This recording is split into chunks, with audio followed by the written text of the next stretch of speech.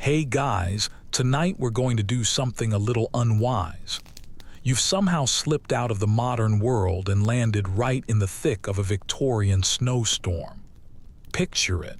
Foggy streets, gas lights flickering like they're barely holding on, and a kind of chill in the air that could freeze your eyebrows right off your face. To make matters even worse, there's no gas, which means no heating, no hot baths, and definitely no cozy radiators purring away in the corner. Honestly, you probably won't survive this, but that's all right. That's what we're here to explore together. So, before you get too settled in, go ahead and take a moment to like the video and subscribe, but only if you genuinely enjoy the stories I tell here. And I'd love to know, what city are you in right now, and what time is it while you're listening to this? I want to imagine exactly where you're all tucked in. Now go ahead and dim the lights, maybe turn on a fan for that soft, ambient hum, and let's ease into tonight's journey. The very first thing that hits you is the silence. Victorian London, which is usually a chaotic symphony of horse hooves clattering on cobblestone and gossip spilling out of every window, is completely muffled. Snow doesn't just fall, it seems to swallow sound itself. The thick flakes drift down like sleepy feathers, coating everything in a relentless, ever-deepening white crust. It's late December of 1880, and London is in the grip of a snowstorm so severe that the newspapers have stopped talking about royal affairs and started printing tips on how to unstick your horse from a snowbank. You're standing at the edge of Fleet Street, shivering through the layers of clothing you thought would be enough. Wool and an overcoat, check. Gloves that are just a little too snug, check. Your confidence is evaporating with every passing second. You don't even have a clue how you got here. Maybe it was a dream, or perhaps some bizarre time travel experiment gone wrong. But it doesn't matter now. You're here, and your breath is forming complete sentences in the frozen air. Victorian London, despite what you might see in romantic paintings, is not built for a blizzard. The buildings are tall and narrow, mostly covered in a layer of soot. The alleys twist and turn like they were drawn in a hurry, creating slush-filled traps that are just waiting for your modern boots to betray you, which they manage to do twice in the first 5 minutes. You walk past a grocer who's desperately trying to sweep snow from his awning with a broom made of actual twigs. He gives you a look that's a mixture of pity and suspicion. You're not dressed like he is. Your clothes are too clean, too new. He probably assumes you're some lost cousin of an aristocrat who wandered away from their manor and completely forgot that snow can kill. As you trudge forward, the snow begins to come in sideways. There's a wind now, a biting wind. It's a wet kind of wind that slaps your cheeks red and seems to whisper ancient curses right into your ears. You duck into a side street to find some shelter, nearly running into a young woman who is struggling to pull a heavy coal scuttle up the steps to a brick townhouse. She doesn't say anything, just grunts with effort and keeps on dragging. Her sleeves are soaked through, and her bonnet is crusted over with ice. This isn't the kind of winter where people smile at one another and build snowmen. This is a survival mode winter, the kind where every single action costs you precious warmth. The street lamps are getting dimmer as the gas pressure drops all across the city. You don't realize it yet, but that flickering glow is your last little connection to the modern world. In about an hour, this entire neighborhood will be plunged into darkness, without any light or heat. The gas works, completely overwhelmed by frozen valves and equally frozen workers, will practically shut down entirely. And not just for a minute or two, but for days on end. You think about checking into an inn, but most of them are packed well beyond their capacity, crammed with families trying to escape their own cold, stone flats. The inns that still have heat are charging absolutely eye-watering prices, and you are broke.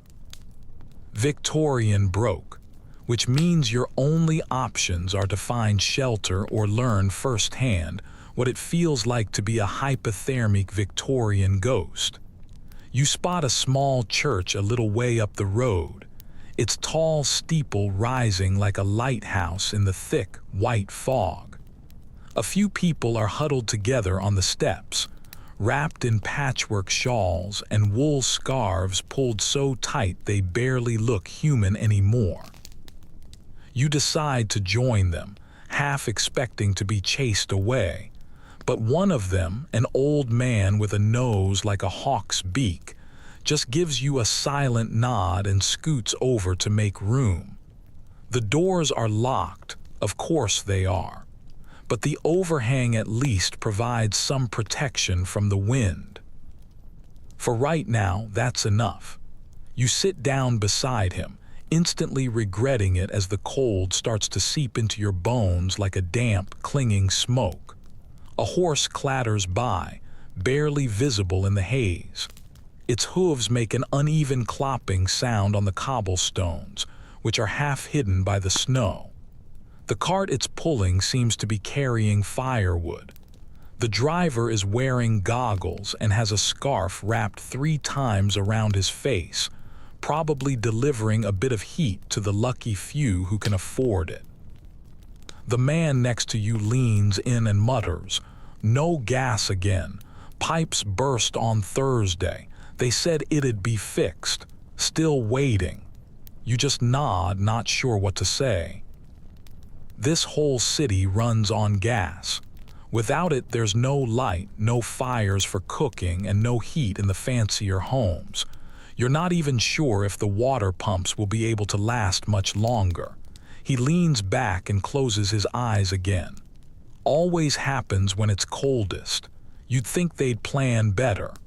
And you think to yourself, would they really? Victorian infrastructure, let's just say, isn't exactly built on optimism.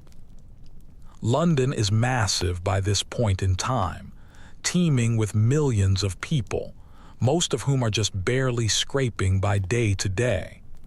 There are some innovations, sure. Pneumatic tubes, gas lamps, even early telephone lines if you're wealthy. But none of that means anything when the snow turns every single road into a treacherous slide. And freezing temperatures can bring industrial power to its knees. People start to gather around a woman who is lighting a candle. The little glow is tiny but completely mesmerizing. She shields it from the wind with her shawl, and soon others begin cupping their hands around it as well. It's a shared flicker of hope. A small child offers you half of a biscuit. You take it, not because you're actually hungry, but because it's warm from being in her pocket, close to her skin. A moment later, you gently give it back to her. She beams at you, and that's when it really hits you. This isn't just about surviving the cold. It's about surviving each other. It's about what happens when there's no gas, no resources, no luxury of warmth on demand. The snowstorm is really just the first problem. The real test is how long people can manage to stay kind before frostbite or sheer desperation makes them mean. You pull your coat tighter around you. Your hands are starting to feel numb, and your modern skin has never known a cold this real. But this is only the beginning. And let's be honest, you've probably made worse choices before. It has been hours now, though it's impossible to tell the time without a watch or a phone or even the sun. The gray sky hangs low overhead, like a ceiling sagging under the weight of snow that just refuses to quit. And if you thought the cold was bad earlier, it's now slipping from being merely unpleasant into something far more sinister. Your breath fogs up in the air and doesn't seem to move away. It just floats there as if it's too tired to vanish. Every breath you take stings your nostrils. Every breath you let out feels like it's being stolen from a dwindling source of heat you didn't even realize your body was protecting. The group gathered on the church steps starts to break apart. One by one, they peel away like frost-covered petals. Some of them head for the alleyways, others toward dim, yellow-lit windows in the distance, homes or pubs maybe, or just anywhere with the slight possibility of heat. You're on your own again, and that brief moment of shared humanity you felt now seems like it happened in a different timeline altogether. You try moving around just to get the blood flowing. At first, it helps a little, but then your boots start to betray you again. The cobblestones are completely hidden under a layer of slush now, a nasty mix of snow, soot, and whatever disgusting secrets Victorian streets are holding just beneath the surface. You slip, catch yourself, then slip again, this time grabbing onto a lamp post to keep your balance. The metal burns your hand with its intense cold. The gas lights are dimming fast. By now, most of the lamplighters have probably given up. Normally, they would make their rounds with long poles, lighting each post by hand, but the city is in a state of slow collapse. The gas company, some private corporation run by men in waistcoats who have no chill, can't pump enough gas through the pipes to keep the pressure stable. There are frozen regulators, burst mains, and workers who can't even make it in. And even if the gas could somehow flow, there's absolutely no guarantee that your neighborhood would be first in line to get it. So, here's the reality of your situation. You're in the middle of a city that was designed around a single source of fuel, and that source has completely ghosted you. It's a lot like being in a blackout, except this one comes with added historical panic and no flashlight app on your phone. You duck into an alley, mostly just to get out of the wind for a moment. It smells vivid, a heady mixture of rotting vegetables, cold smoke, and the very distinct aroma of horse dung that has been softened by the snow. So romantic, right? But even in this grim little nook, there is evidence of life. A small orange glow flickers from behind a pile of crates. You inch closer, hopping for some heat but preparing yourself for disappointment. It's a trash fire, literally. A group of street kids has piled up whatever scraps of paper and burnable material they could scrounge up. The flames are pathetic, but they are warm, and the kids, dirty, skinny, with hollow cheeks, are guarding it like a dragon's hoard of treasure. One of them, maybe 12 years old, sees you and gestures with his chin.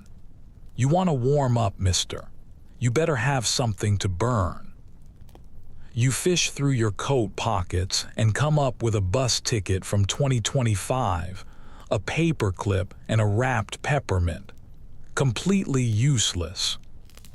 You crouch down beside them anyway, and miraculously they let you stay. Maybe it's because they think you're an idiot, or maybe it's because they know this storm isn't picky about who it decides to kill.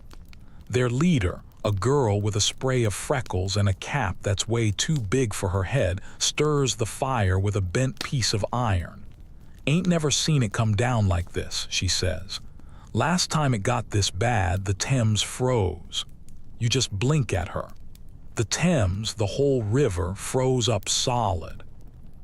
They had skating and puppet shows right on the ice. But that was years back, she adds with a shrug. We'll be lucky if the coal men even show up this week. And that's the real problem. Without any gas, everyone is turning to coal, and they're turning to it fast. But coal delivery is a logistical nightmare in this kind of weather. The narrow streets are completely clogged with snow drifts. The horses can't pull the heavy carts. The upper classes might still have their own reserves, but the working poor, they're burning broken chairs and floorboards just to keep the chill at bay. You notice a boy pulling off his socks to warm them by the flames. His feet are raw, almost purple. No one says anything about it. What could you possibly say? The girl looks at you. You got a place to sleep. You hesitate for a moment, not really. She just nods like she already knew what the answer would be. Then you better find one before it gets dark. It gets worse then. You can't help but wonder how it could possibly get any worse. But you know she's right. You do not want to be outside when the cold deepens and the snow begins to crust over into ice. Night is when people stop pretending it's just a bad storm and start realizing it's a siege. So you leave your brief little sanctuary and start heading east. The snow is getting heavier again.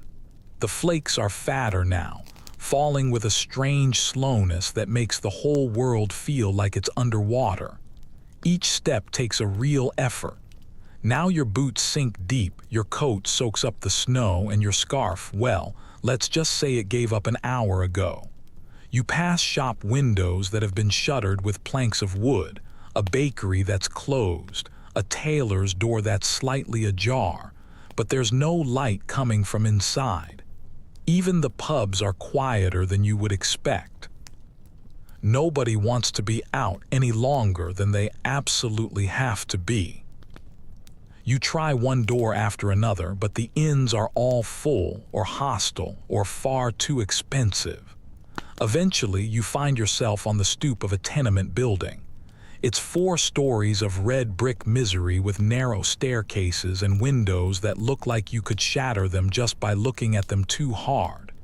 You knock, but there's no answer. You knock again and still nothing. Then, miraculously, the door creaks open just a few inches. A child's face peers out, wide-eyed and suspicious. Behind them, you can see the dim glow of candlelight. You hear coughing, so much coughing. A woman appears, looking thin and tired, her sleeves rolled up over red, chapped arms.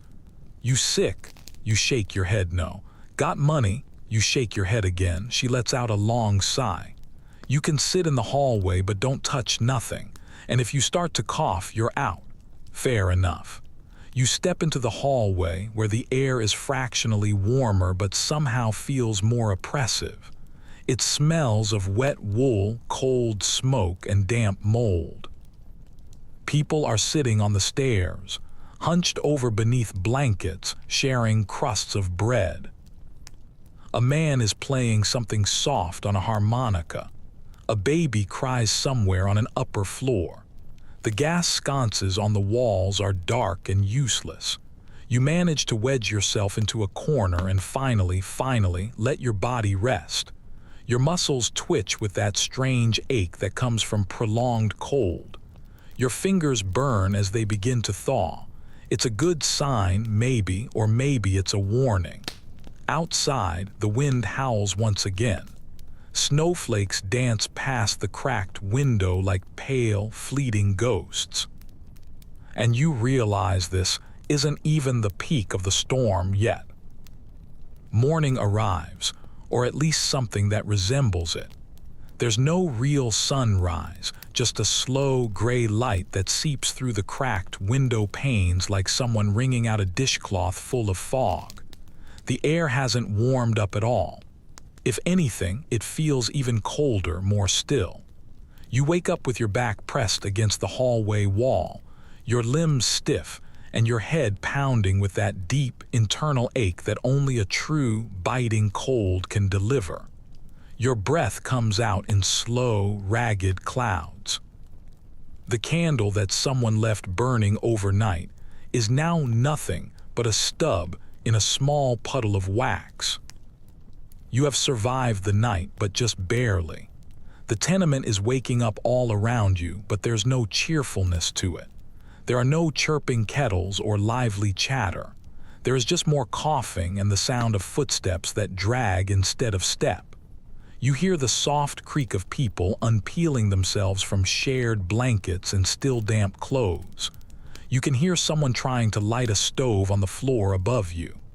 There's a desperate clank and then the spark of flint, followed by a long curse when it doesn't catch. That's when it truly dawns on you. Even if people have stoves, they don't mean much of anything without gas. You make your way back outside, slipping down the icy steps with all the grace of a sleep-deprived giraffe. The snow is much deeper now, easily knee-high, and the wind has sculpted it into sharp, unnatural-looking drifts all along the buildings. The street is eerily empty again, as if the entire city is holding its breath. The sky hangs low and white, completely smothering any sense of time. A few blocks over, you finally see some signs of life. A group of men are shouting, gesturing wildly near a thick pipe that runs along the curb. You follow the sound, squinting into the wind, and you catch sight of a gas company wagon, drawn by horses and already half frozen. Two uniformed workers are arguing beside an open hatch in the street. "Pressure's gone," one of them says, his face flushed and red. "Main lines burst from the cold. Ain't no flow to this whole section." "Then reroute it," the other one snaps back. "If we don't get it running, half these blocks will freeze solid by nightfall." You step a little closer, hopping to glean some useful information, but you're just another body standing in the snow. The men ignore you, kneeling down by the hatch and shining a lantern into the dark pit below. That's when you learn your first real lesson of Victorian survival. Infrastructure is fragile, and nobody is coming to save you. The Victorian gas grid was revolutionary for its time. It was a tangled web of cast iron pipes and street-level valves that fed homes, lamps, and factories. But it was also incredibly brittle. Temperatures like this make the pipes contract and then crack. Water gets inside, it freezes, and then boom, no gas, no light, no heat, no nothing. By now, families in the nearby homes are waking up to find their grates cold and their stoves completely unresponsive. Some of them still have fireplaces, if they're lucky. Others just shiver under their blankets and hope for a knock at the door from a coal man. But most of the delivery wagons are stalled. Streets like these haven't been cleared. Shovels are in short supply. And the only people moving through the snow with any reliability are those who absolutely have to, like chimney sweeps, policemen, and desperate folks just like you. You remember something the freckled girl by the fire had said: "The coal men won't come." And she was right. The roads are impossible. The animals that pull those heavy carts are literally dying in the streets. You pass one on your way toward the docks. A massive draft horse collapsed on its side, its ribs heaving, its eyes wide and glassy. A man tries to coax it back up, then gives up and starts unstrapping the harness, cursing under his breath. Some buildings have resorted to using old tricks. You spot smoke curling from chimneys that shouldn't even be in use, makeshift flues that have been reactivated after decades of disuse. A widow leans out of her window to knock icicles off the sill with a broom, her breath swirling around her head like a ghost. Below, a boy is dragging what looks like a broken chair toward a cellar door. It's fuel.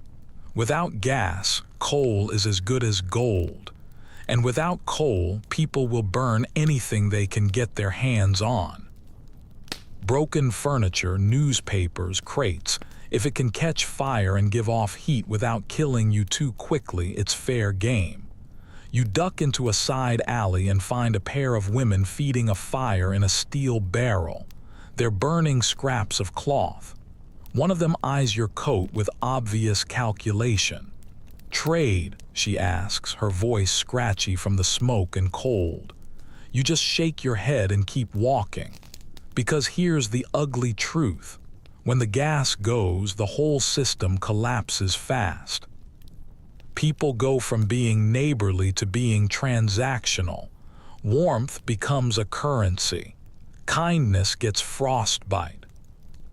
You pass a grocery shop where a small crowd has gathered, their faces pressed up against the glass. Inside, the shelves are half empty.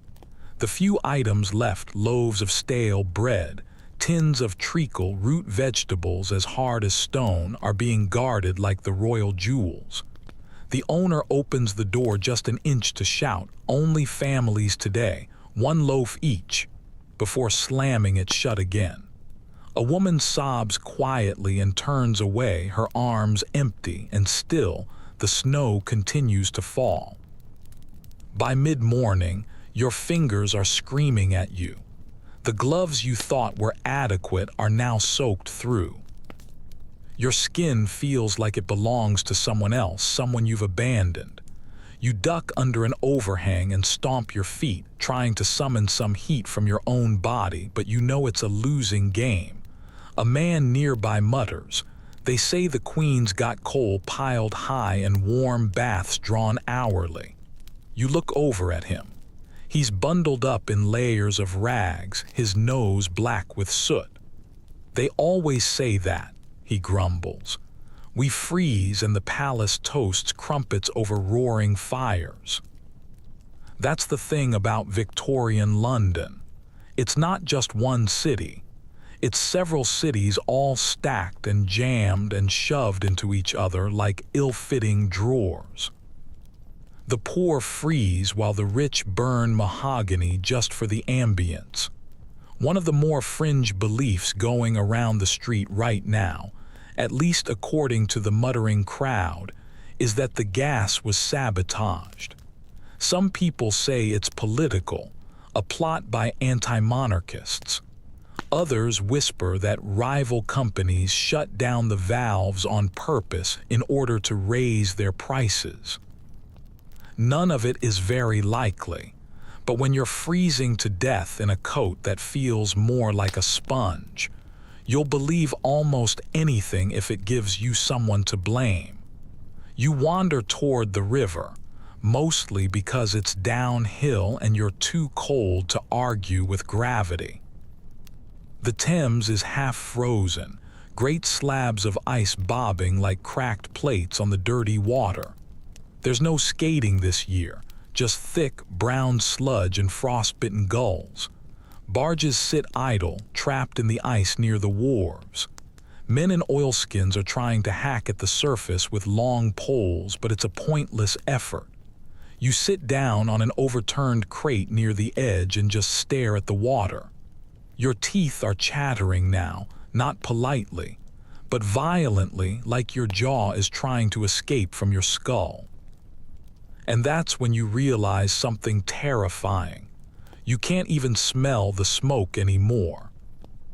It's not because the fires have stopped.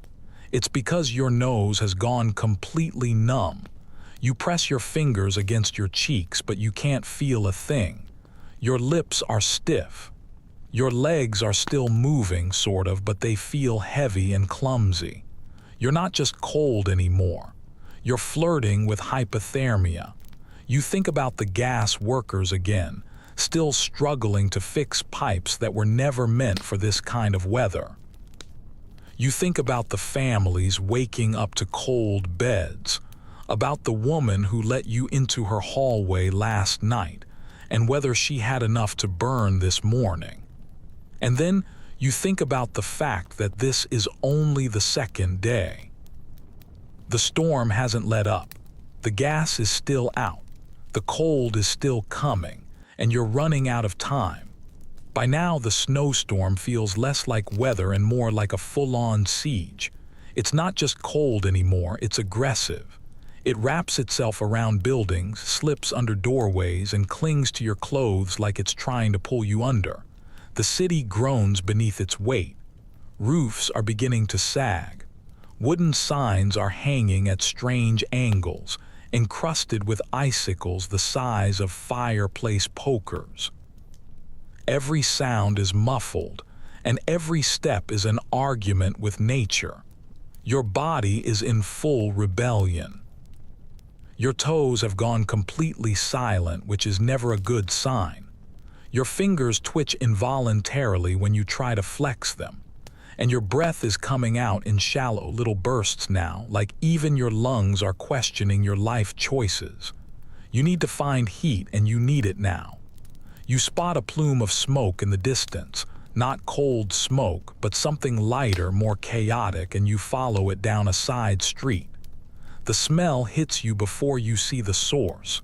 It's sharp, acidic, and oily. It stings your nostrils, and for a brief, insane second, you're happy just to be able to feel something again. Then you turn the corner and you see it. Someone is burning their mattress in the middle of the street. It's fully ablaze, the foam and springs blackening as the flames lick upward in desperate flickers. A small crowd has gathered around it, not for safety or because of an emergency, but for warmth. The fire dances in their hollow eyes. A boy fans it with what looks like a torn curtain. A man tosses in a wooden leg from a broken table. No one is speaking. You edge closer, holding your palms out, feeling the sting of the sudden heat against your frozen skin. It's almost too much, like drinking boiling soup after days of only cold water, but you don't care. The warmth is immediate, almost religious. It pulses through your arms, your back, your face. You want to cry, but even your tear ducts feel frozen. A woman beside you snorts. "Not going to last long," she says, pointing at the fire. "Be ash by sundown, then what?" You don't have an answer for her. Nobody does, but no one leaves the fire either. Someone offers you a tin mug with something steaming inside it. You hesitate for a moment. The woman laughs. "Tea. Relax, ain't poison, just weak." You take a sip and you instantly understand why the Victorians were so obsessed with tea, even when it tastes like boiled wallpaper. It's hot, it matters. It gives your body permission to keep trying. But the mattress won't last forever. You look around and see other people scavenging for fuel. A few people are ripping down the shutters from an abandoned shop. Someone else is breaking apart a piano. They're doing it with a strange kind of efficiency, as if they've done it all before. And maybe they have. This isn't the first time London has been gripped by a storm like this, and it won't be the last. You spot a pair of older men debating over whether to burn an old bookcase. "It's mahogany," one of them says, sounding offended. "Exactly," the other one shoots back. "Burns hot. That's the new value system. Beauty, sentiment, history, it's all worthless. If it can burn, it's useful. If it can't, it's just something else to trip over in the snow." But here's the thing, they're not wrong. In the absence of gas, London is slipping back into a soot-streaked version of itself, a coal-fed monster that eats furniture and spits out ash. Even those who once swore off using firewood are now tearing up their own floorboards. It's back to basics, almost medieval. You make a mental note. If you manage to make it through this, you are never complaining about a chilly apartment ever again. You decide to head further south, toward the heart of the city. Maybe you'll find a pub with a working hearth or a factory that's still pumping out some heat. The streets grow quieter as you move. The snow is deeper here, and the silence is more total. Only the occasional call of a crow from a rooftop breaks the quiet, its black feathers rimmed in frost. Eventually, you stumble across a grand house at the edge of a square, with big windows and gas lamps outside, or rather, former gas lamps. They're all dark now. The brass fixtures look sad and neglected, covered in a layer of rime. You knock on the front door, mostly just out of curiosity. There's no answer. You give it a push and it creaks open. The house is empty, or not quite. Inside, it's absolutely freezing. Your breath fogs up instantly. The grand front hall is coated in a fine dusting of snow that has blown in through a shattered window on the second floor. There's broken glass crunching under your feet. The portraits on the wall seem to be shivering in their frames. This place once had gas in every single room. You can tell by the elegant wall fixtures, sconces with little glass tulip shades. Now they're just decorations, useless, beautiful fossils of a more convenient time. You wander into what must have been the parlor, and it's as cold as a tomb. But in the corner sits a fireplace. It's marble fancy and clearly hasn't been used for who knows how long. You check it. It's clean, no ashes at all. Whoever lived here probably relied on gas exclusively. They had no firewood, no chimney soot, and no backup plan. You scavenge through the house, finding only scraps, a broken chair leg, a splintered desk drawer, and a few dusty books. You toss it all into the grate and light it with a couple of matches you borrowed earlier from an acquaintance at a barrel fire. It catches, but just barely, though it's something. You sit close, way too close, letting the shallow flames warm your knees. The room starts to feel less like a tomb and more like a very low-budget sanctuary. The fire crackles softly. You add a book to the flames, something about 19th century chemistry. You're pretty sure the author would forgive you. This house was once a monument to modernity.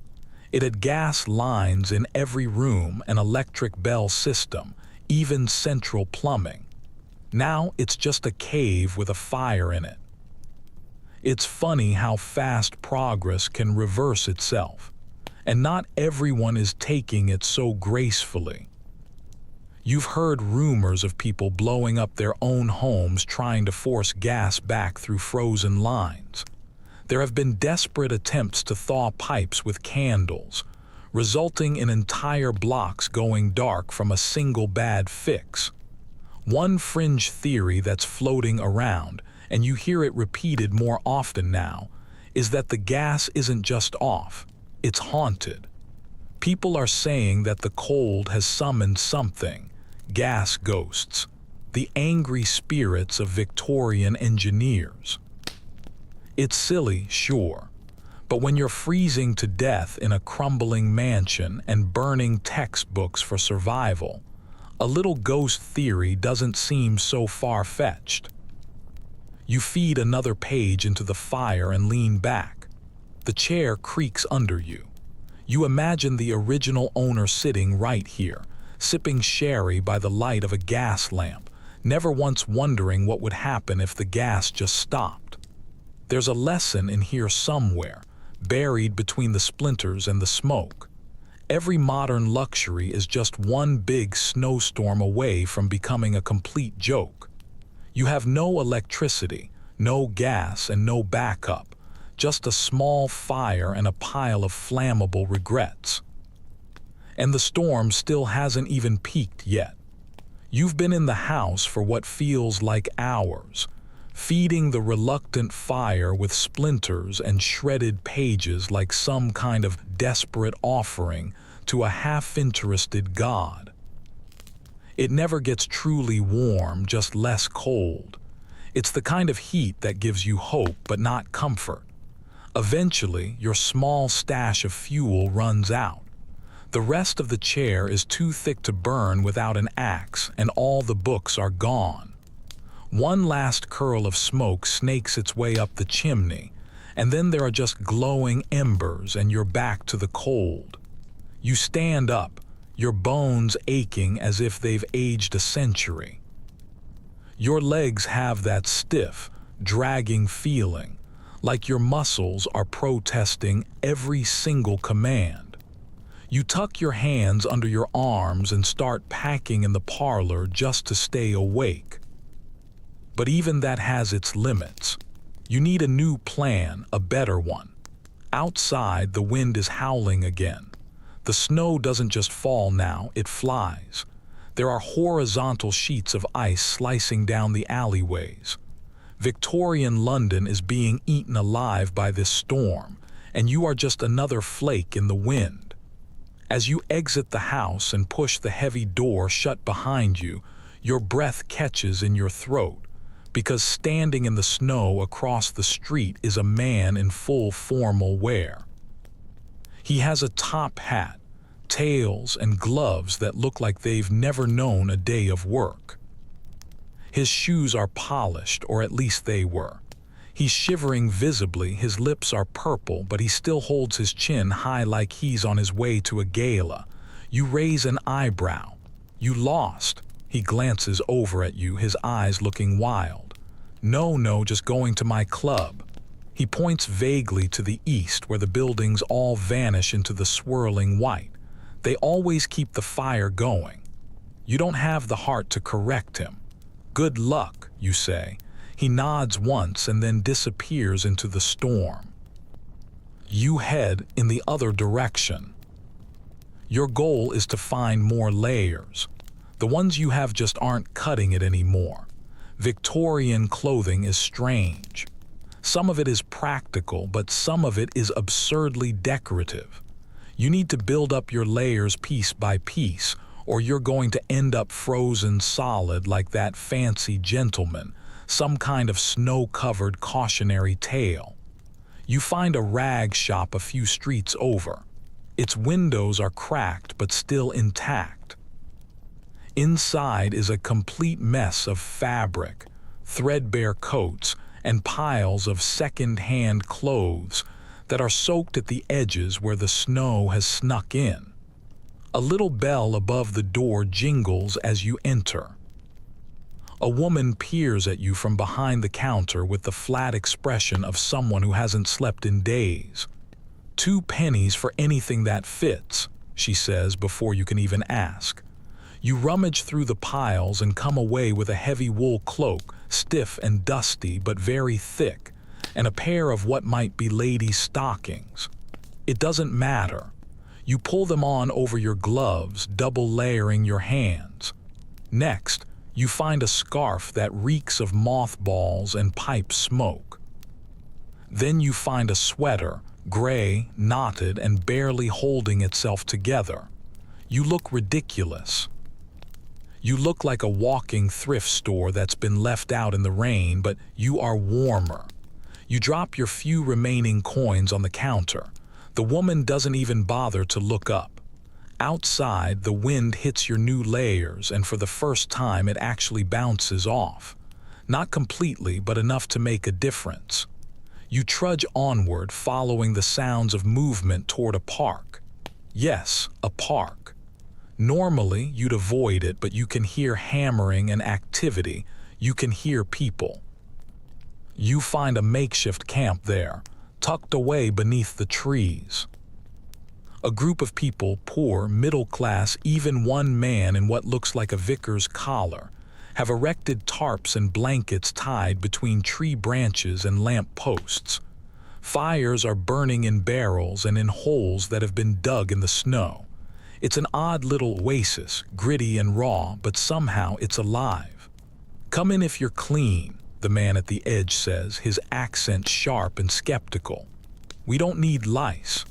You nod and step forward slowly, offering up your hands and your arms.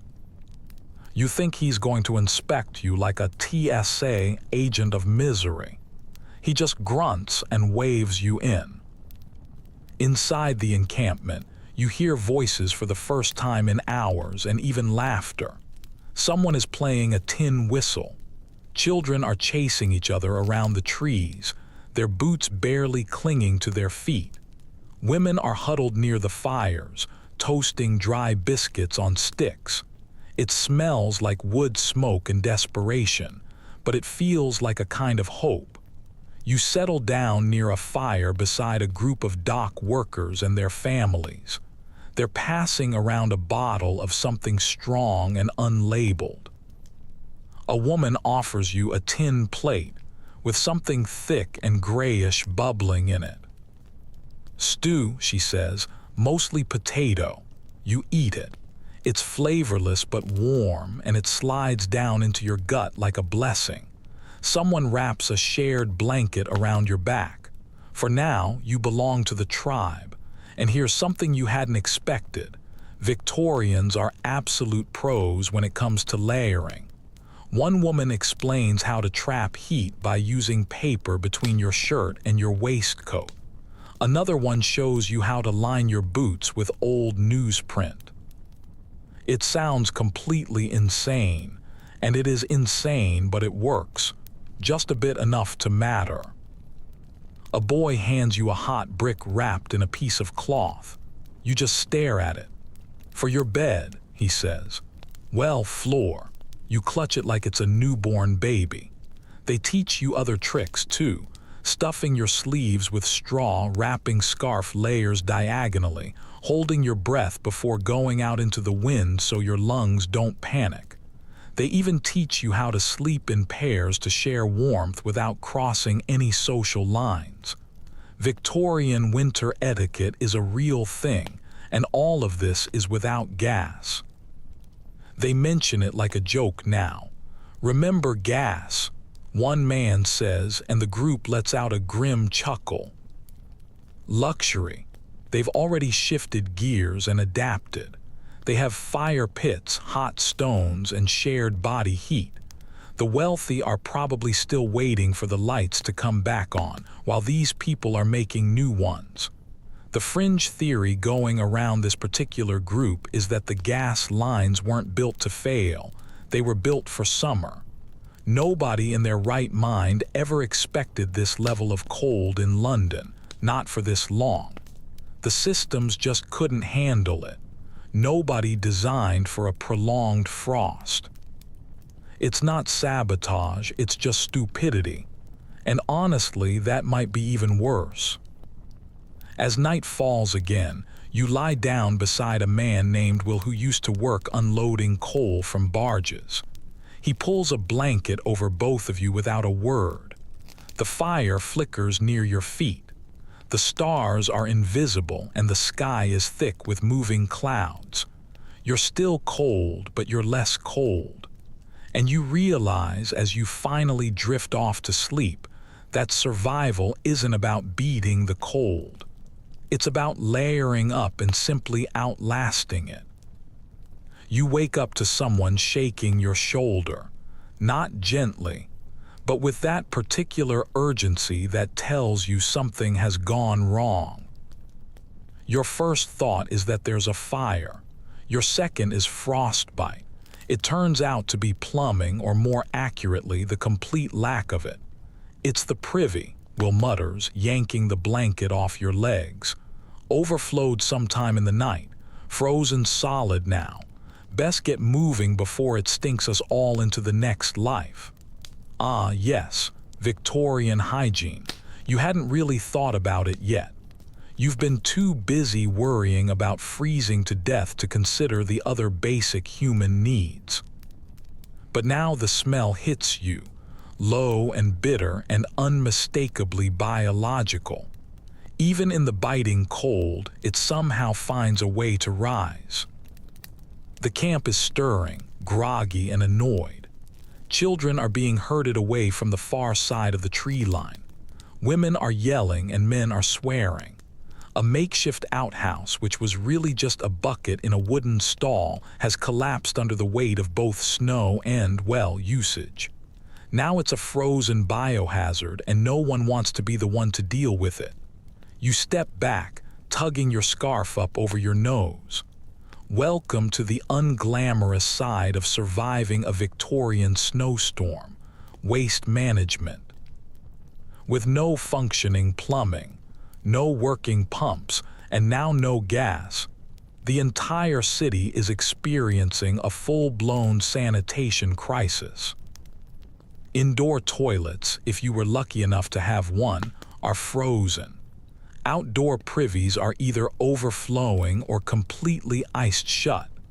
Chamber pots have become the new currency of survival, and the streets are quietly returning to their old role as a public latrine. You try not to think about it too hard as you pack up your things. The fire has died down, and most people are beginning to disperse, heading toward whatever shelter they can find before the next front of the storm rolls in. The wind has picked up again, sharper now, and the sky has that heavy, metallic look, like someone dragged a sheet of lead across it. You leave the park and head down a side street, following the smell of smoke and something vaguely savory. It turns out someone has managed to get a proper cook fire going in the backyard of an abandoned butcher shop.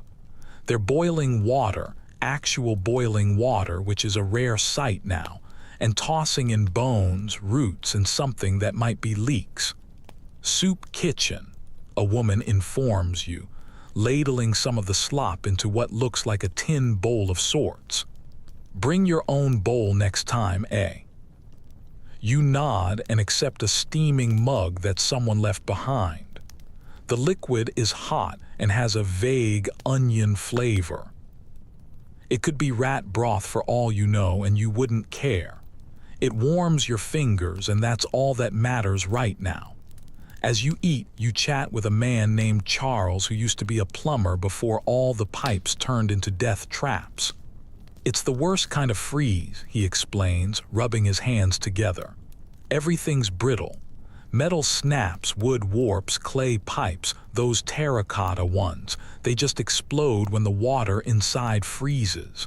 No warning, just a bang, and suddenly your floor's a swamp. You raise an eyebrow. Can't you just thaw them? He snorts. Sure, if you want to blow your house up. Apparently, people have been trying. They're lighting fires near frozen pipes, pouring boiling water on the joints, even stuffing candles inside open taps. The results have been mixed. Best case scenario, you get a loud crack and a flooded room. Worst case, any gas still trapped in the line ignites, and suddenly your bathroom becomes a cautionary tale. So most people are doing what you're about to do, figuring out alternatives. You hike further into the city, toward the working-class tenements near Viii'S. There, you find a sort of communal solution. It's a public alley, semi-sheltered, where someone has rigged up what looks like mud-caked tarps and stacked snow to form makeshift stalls. It's grim, but it's organized. A sign hangs above the alley entrance, scrolled in chalk. Men this side, ladies other, no funny business. You step in. It smells exactly like you would expect it to. And yet somehow it's not the worst thing you've smelled today. People are waiting in line quietly, looking stoic and shivering. It's not dignified, but it works. At least until someone figures out how to unclog a sewer or thaw a pump. Further down the block, you find a family hauling buckets of snow into their kitchen. They're melting it over a coal fire to get drinking water. One of the children looks up at you with blue lips and says, "We use the yellow snow for the washing. Saves time." You try to smile, but you fail. These are the kinds of adjustments people are making now, small compromises that slowly chip away at your sanity. Hygiene isn't just inconvenient anymore, it's dangerous. No one wants to touch water because it instantly freezes on your skin. Soap is scarce, and the rivers are choked with ice and runoff. Illness is beginning to spread. Not dramatic cholera outbreaks, not yet anyway, but quiet infections. Skin rashes, eye inflammation, coughs that stick around and just don't leave. A woman passes you in the street, holding a bundle of linen and muttering to herself. She's trying to find a place to do her laundry. Laundry in this weather. And that's when the real horror of it all hits you. Even the mundane has turned against you. Everything you once took for granted, running water, warm toilets, soap, privacy, it's all gone. It has been stripped away by the snow and the silence and the gas that never came back. You pass by a building with a sign out front, "Apothecary, open during storm." Feeling desperate, you step inside. A brass bell rings above the door. The air smells like camphor and decay. Behind the counter, a man with wild gray hair and ink-stained fingers eyes you suspiciously. "Need a tonic?" he asks. "Lung comfort, digestive aid, or personal hygiene?" You hesitate.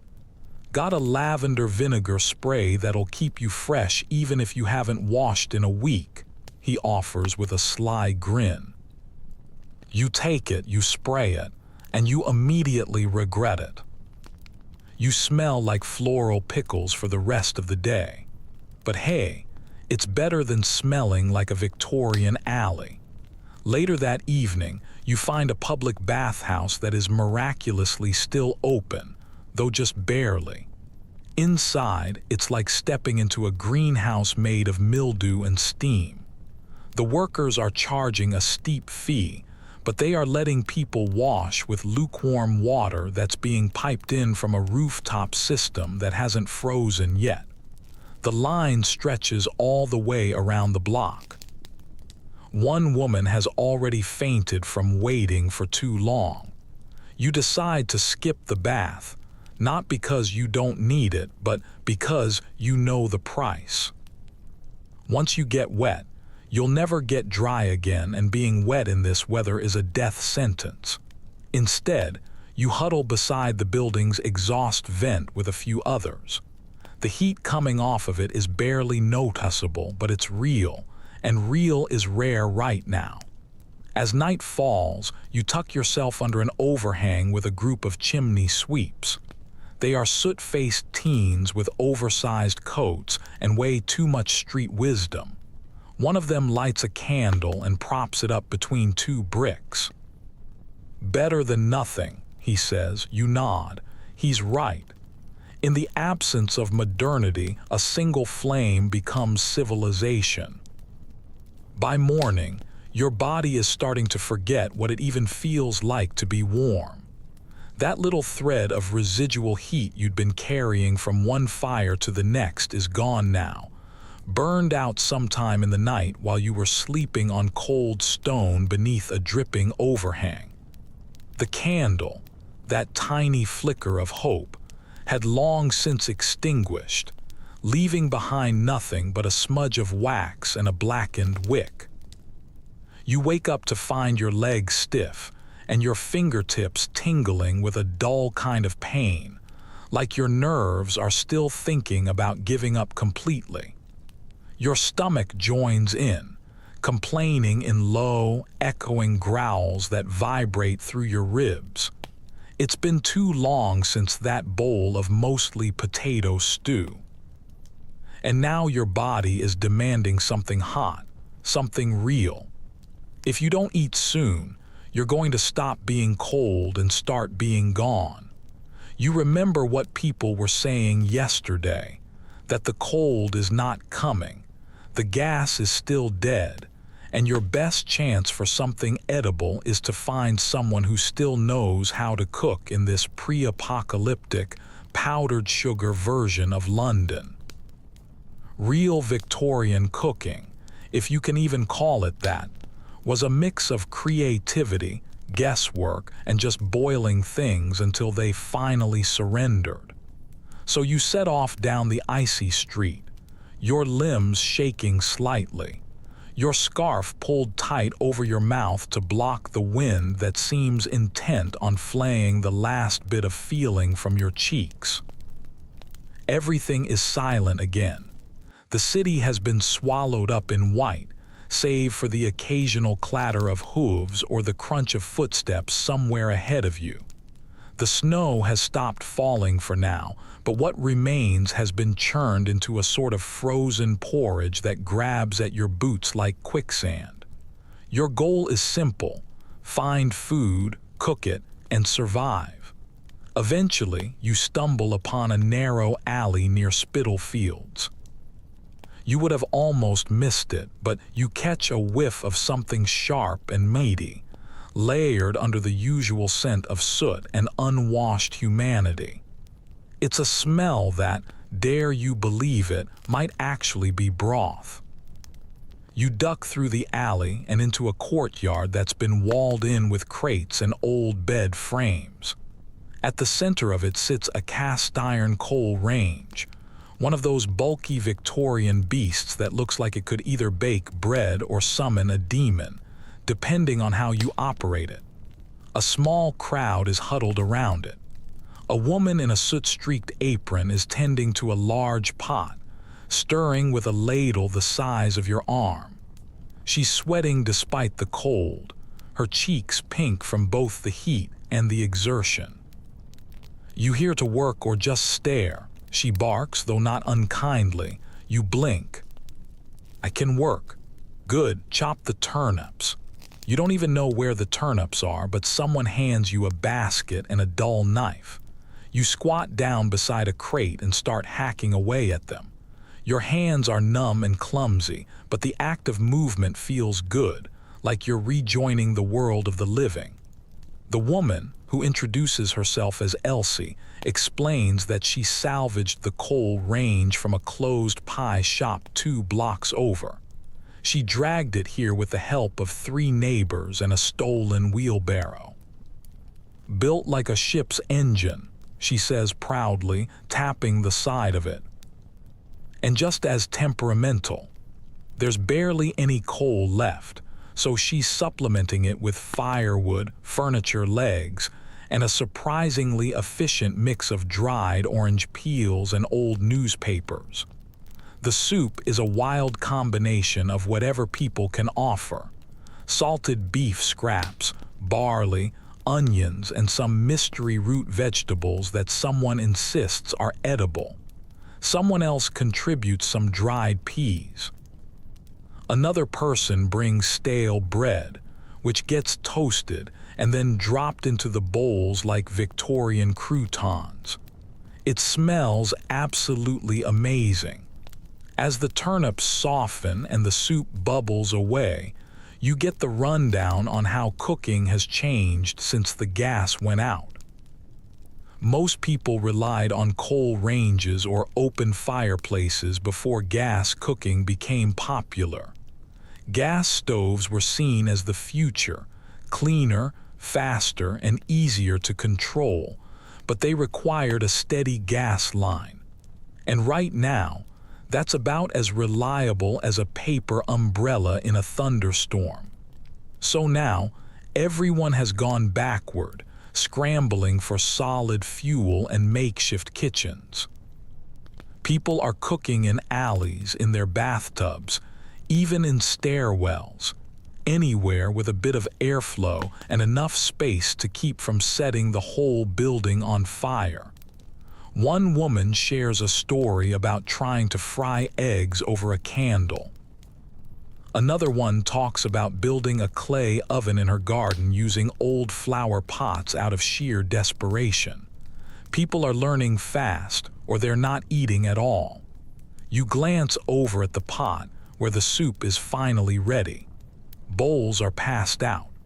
Yours is chipped but still whole, and it's filled with a steaming beige liquid that smells like meat and dreams. You cradle it in your gloved hands like it's a precious artifact. the heat seeping through the ceramic and into your palms.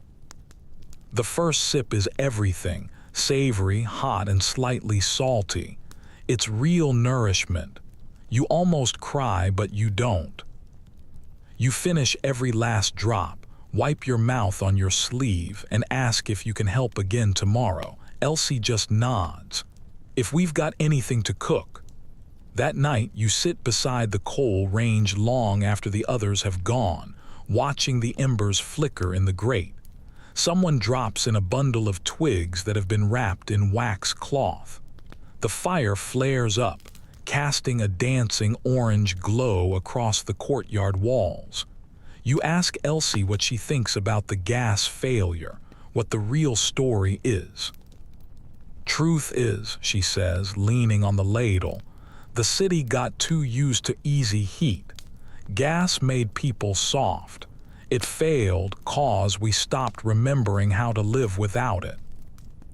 There's some debate about that, of course. Some scholars believe that the early gas infrastructure was just badly engineered for winter conditions. Others think that city officials simply underestimated the risk of centralized systems failing at such a large scale. There are even some fringe theorists who suggest it was sabotage by coal interests, an underground battle between the old ways and the new. But Elsie doesn't care about any of that. She's cooking soup in a courtyard over stolen wood. That's her reality. You settle in, your coat now stiff from days of constant wear, your scarf damp at the edges. The cold is still there, nipping at your nose and ears, but you've got a full belly and a fire near your feet. That's survival Victorian style. You boil what you've got, burn what you must, and you keep feeding the flames. Tomorrow you'll look for more turnips or whatever else is left. You wake up to the sound of coughing. Not the polite kind, not the someone swallowed their tea wrong kind. This is the deep, wet, rib-rattling kind of cough that echoes down alleyways and bounces off soot-stained bricks. It's the kind that makes you wonder if the lungs involved are still structurally sound. You roll over, still wrapped in your crusty coat and a thin blanket someone left folded by the coal range, and you realize that half the people in the courtyard are hacking now. During the night, one of the children threw up beside the crates. A woman is wiping his face with a cloth that used to be white. Elsie is packing back and forth, her hands on her hips, muttering to herself. The soup pot is cold, the fire is out, and the sky above is a cruel, pale gray. There is no sun, just more lightless winter. You're not sick yet, but your throat feels dry and scratchy, like it's been scraped with a wooden spoon. Your lips are cracked, your nose is half frozen, and you're starting to suspect that your immune system is waving a tiny white flag behind the scenes. Illness is coming, or maybe it's already here. Elsie doesn't waste any time. No more shared bowls, she announces. Wash your hands in the snow at least, and if you're coughing, you sleep outside the circle. No one argues with her. These are the kinds of rules you don't debate when there's no doctor in sight, no antibiotics, and no working health system. One mistake, and half the camp could end up face down in the slush. Welcome to the part of the Victorian snowstorm they don't put on the postcards. The problem isn't just the cold anymore, it's what comes along with it. The cold leads to weakness, and weakness leads to infection. And in 1880s London, that infection often has a name: cholera, dysentery, tuberculosis. Some of them aren't even picky about how you die. They'll take your lungs, your guts, your kidneys, whatever they can get. You've heard the horror stories already. The woman 2 streets over who coughed herself unconscious. The butcher's apprentice who started bleeding from his gums. The old man who was just trying to warm his hands over a candle and collapsed mid-sentence. Some people say it's the cold, and some say it's the cold smoke. Others whisper about cursed air or poisoned snow.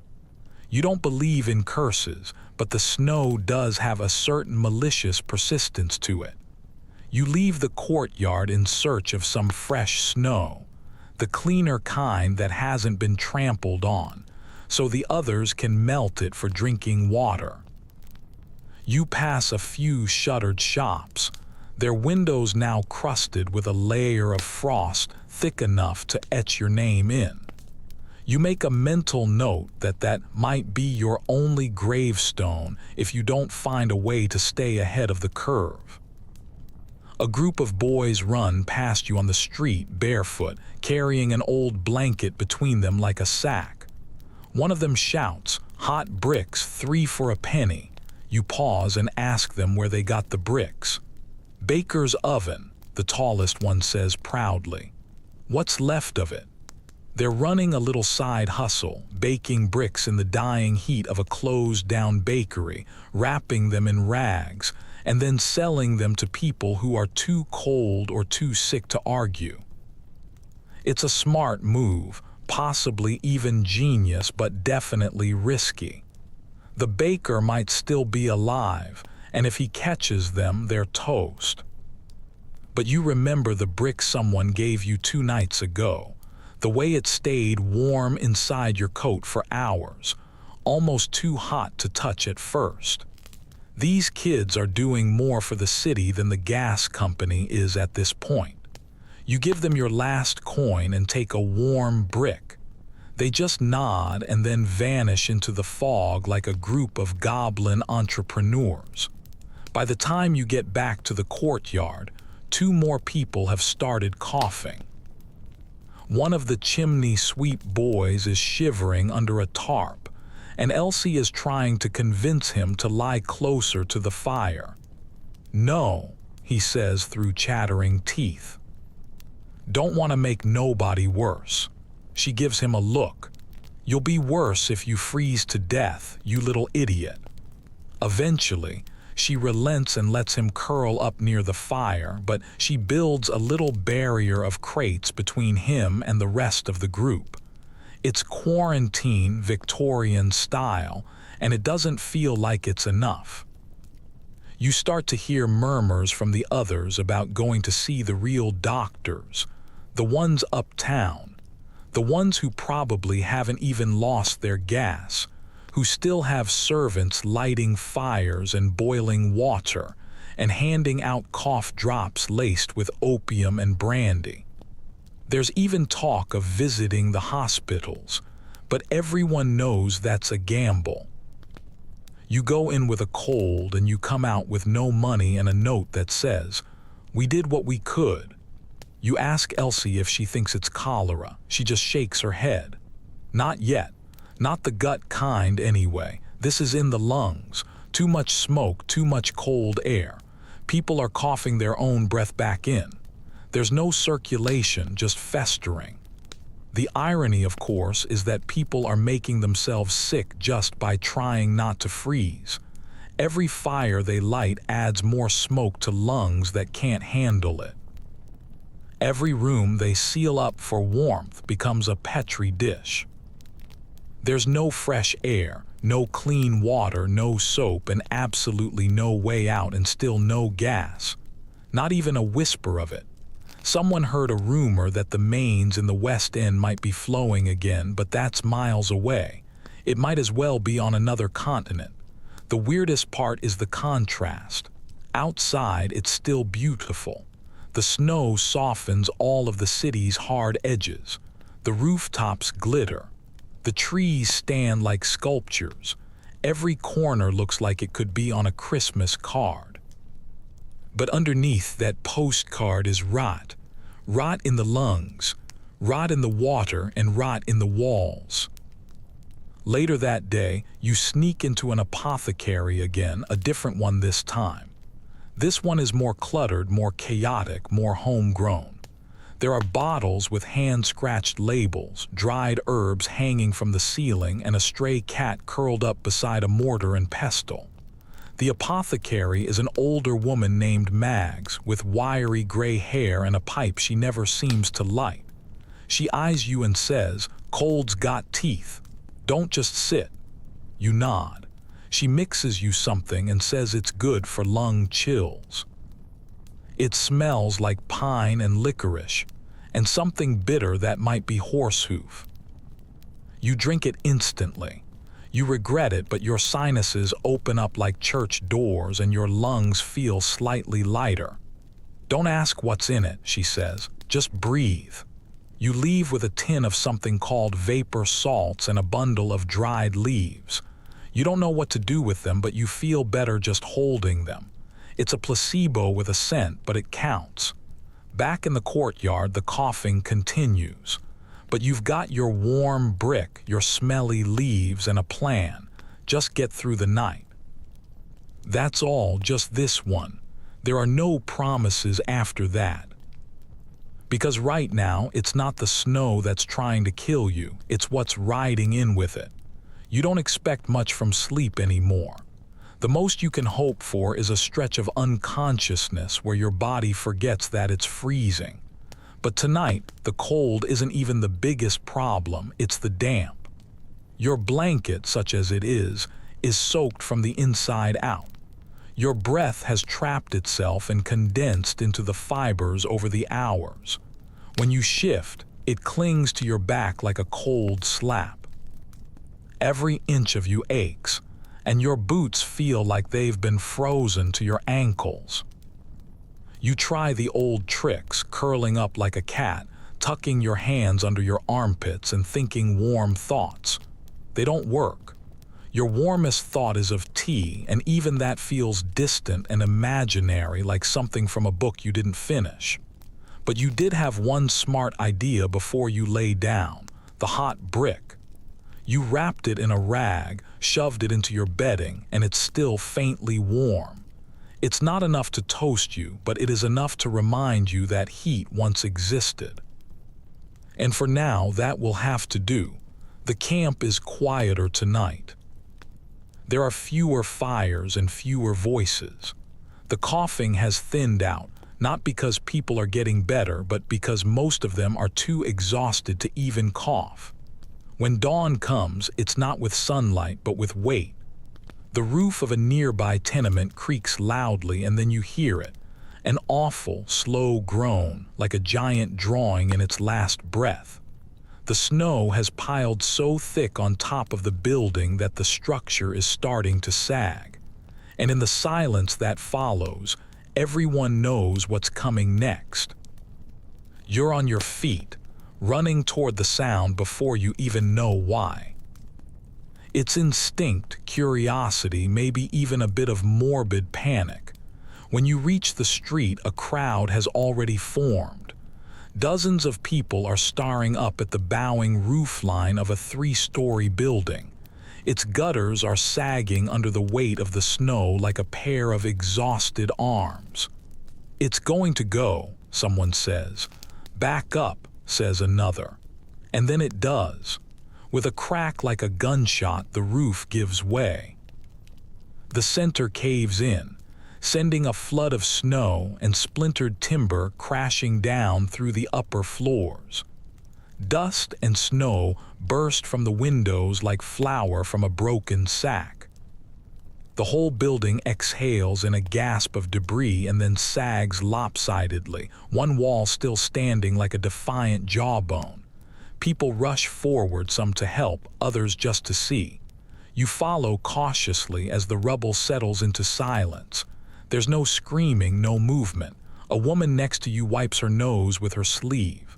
"Heard the chimney stack was cracked," she mutters. "Should have known it'd collapse." The building had been home to 3 families. 2 of them were out when it fell. The third, no one is sure. Someone starts digging, shouting out a name. Someone else pulls at a timber beam, coughing in the dust. You help where you can, your hands stinging from the cold, your fingers barely responding. They find a man on the lower floor, pinned but alive. His face is streaked with blood and plaster dust, but he is breathing. They pull him free and wrap him in coats, murmuring words of praise and reassurance like that's going to keep him warm. This is the new normal. The snow kills. It kills in slow, patient ways: frostbite, infection, starvation. But now it's killing fast, too. There are collapsing roofs, crumbling walls, and overloaded gutters snapping and crashing down onto people's heads. And without any gas to keep the buildings warm, the freeze sinks in even deeper, warping beams, cracking plaster, and rotting floorboards. Every home in the city is a ticking snow bomb. You wander away from the wreckage in a fog, stumbling into a quiet street where someone has scrolled "We've moved" on the door of a crumbling bakery. Below it, in smaller letters, it says, "Downstairs, warm bricks for sale." You knock. A boy opens the door. It's the same crew from earlier, the barefoot brick sellers. Now they've expanded into architecture. "Come on," he says, jerking his thumb inside. But mind the sailing. You duck inside and descend a narrow flight of steps into what was once the bakery's cellar. It's cramped, warm, and utterly insane. They've turned the room into a kind of weird, smoky haven. Bricks are stacked in the oven like loaves of bread, glowing faintly. People are sitting in the corners, holding them close like they're sleeping pets. The air is thick with smoke and ash, but it's hot. You immediately feel the contrast. Your skin prickles and your joints loosen. The heat isn't clean. It's gritty, damp, and smells like burned shoes. But your body doesn't care.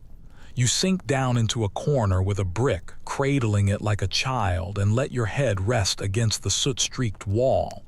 You don't even care how they're fueling the oven. It turns out it's mostly door frames. "We knock on doors," the boy explains. "Ask if they've got spare wood, trade bricks for beams." It's not sustainable, but it is brilliant. It's the kind of scrappy, desperate genius that Victorian kids seem to have in spades. You spend a couple of hours there, until your feet stop feeling like wet rocks. The warmth seeps into your bones, and for the first time in days, you almost sweat. But then the ground shakes slightly. It's not an earthquake, not really, just the sound of another building giving up the fight. You and the others freeze. Somewhere above, timbers snap, a chimney stack topples, and snow slams down onto the street outside like an avalanche in miniature. The boy doesn't even flinch. "That's the row behind us," he says. "Probably the tailor." He says it like you might say, "It's Tuesday." That's the pace now. One collapse every few hours. The snow is no longer just a burden, it's a threat, a weapon. And it doesn't care if you're rich or poor, warm or freezing. You leave the bakery reluctantly, taking a warm brick with you for the road. As you step back onto the street, you hear someone shouting about sandbags and snow loads and propping up the joists. A group of men are stacking crates against the sides of a building, trying to reinforce the exterior walls with whatever junk they can find. You ask if you can help. They hand you a hammer and point to a sagging porch. "Nail those boards across, quick as you can." You work for hours, your hands numb, your breath puffing out in frantic bursts, swinging the hammer like your life depends on it. Maybe it does. You're not just reinforcing one house. You're reinforcing an entire neighborhood's belief that maybe, just maybe, they can survive this. And as night comes, you step back, exhausted, covered in sawdust and sweat, and you realize you just built something. It's not much, but it's enough to make the snow think twice. By now, you've stopped expecting any kind of comfort. Warmth is no longer a sensation you chase, just a momentary absence of pain. Hunger isn't the gnawing beast it used to be. It has faded into a dull companion, a low static humming at the edge of your awareness. And sleep. You don't really sleep anymore. You just shut your eyes and hope your brain doesn't invent more dreams about food you'll never eat or fires you can't reach in time. But tonight, something strange happens. You're sitting in the corner of a candle-lit parlor, wrapped in layers that resemble a collapsed laundry line, when a woman in a petticoat and shawl clinks a teacup and clears her throat. "Right, everyone," she says. "Since the world's ending, we might as well have a bit of gossip." Yes, you blink. You're in a parlor gathering somehow. Through a combination of dumb luck, vague invitations, and the magnetic pull of flickering candlelight, you found yourself among a group of Londoners who have decided to ignore the collapse of civilization in favor of some light entertainment. It's completely absurd. It's beautiful, and you are not saying no. The room smells faintly of paraffin and old perfume. Heavy curtains are drawn across the windows, and candles are propped up in anything that can hold them. Teacups, empty bottles, even a hollowed-out turnip. There's a fire, or something like one, poorly made from a pile of old books and half a piano leg. It smokes more than it burns, but it's warmish. Around you are a dozen people.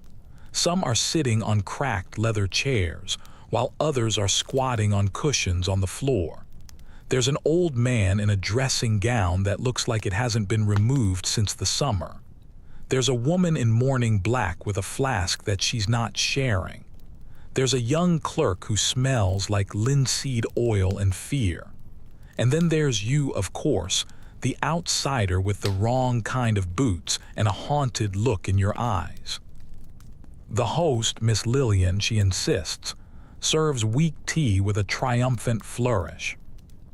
"Mint and chicory," she declares, found it at the back of the pantry behind the barley tin. It tastes like a herb garden died in your mouth. You drink every single drop. She passes around a plate of tiny biscuits that might have been edible 3 snowstorms ago. You pretend to nibble on one. It's mostly just air and regret. And then the games begin.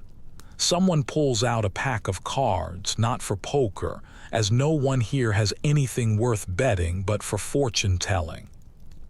The old man starts dealing them out like he knows what he's doing. You get the 9 of swords. Miss Lillian gasps dramatically. "Ooh, dire," she says. "That one's for nightmares and dread." You just shrug. It feels accurate. Someone else draws the tower. Everyone groans. Someone coughs. As the evening rolls on, the stories get louder and stranger. One woman claims her chimney-sweep uncle saw a frozen angel in the snow, its arms raised up to the sky. Another one swears she passed a man outside Somerset House who was glowing, lit from within like a lantern, with no fire in sight. A few people snicker, but no one really laughs. Not anymore. The line between rumor and reality is just too blurry now. You contribute a story of your own about the hot brick traders in the bakery and the way the cellar seemed to breathe warmth like it was alive. Someone calls it genius. Someone else says it's illegal. Miss Lillian raises her teacup. "Necessity," she declares, as if that ends the debate. And maybe it does. It's easy to forget in moments like these that you're in a city that is literally falling apart. That the gas has been gone for days. That the streets are full of snowbanks taller than carriages. That people are burning books and floorboards, and sometimes even whole walls just to survive another night.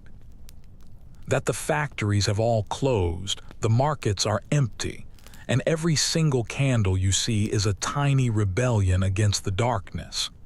In this room, with its flickering light and shared body heat, You're a part of something else, something older. Parlor culture, they used to call it. Before gas and electricity, people gathered like this all the time for music, gossip, and politely lying to each other. The whole thing feels ridiculous and precious and weirdly soothing. You learn things here, too, little scraps of survival hidden in the chatter. Someone swears by putting a heated stone in a sock and sleeping with it on your chest. Someone else tells you how to sew old rags into a draft snake and wedge it under the door to block out the cold. The woman in mourning offers her favorite tip with a chuckle. Whiskey makes the cold more polite. But the best trick comes from the old man in the dressing gown, who explains the Victorian art of warming bricks in the oven and then stacking them by your bed like little radiators. He used to work in a boarding school, he says, and he taught the boys how to line their beds with them in the winter. Keeps the feet from dying, he says cheerfully. You ask if it really works. He just smiles. Only one way to find out. At some point, the clerk starts playing a tune on a cracked flute that he pulls from his coat like a magician. The notes wobble, ghostly and thin, but they're real, actual music. It sends a shiver up your spine that has nothing to do with the cold. The whole room goes quiet to listen, each person leaning forward as if they're afraid the sound might break. When he finishes, someone whispers, "Play it again." He doesn't. He just tucks the flute away like a secret. Time drips slowly forward. The candles burn low. The fire sinks into ash. People begin to shift, to stand, to gather their coats. Miss Lillian thanks you all for coming as if this was a dinner party and not a war council. You help her tidy the cushions, and before you leave, she presses something into your hand. It's a tiny tin of matches, half full.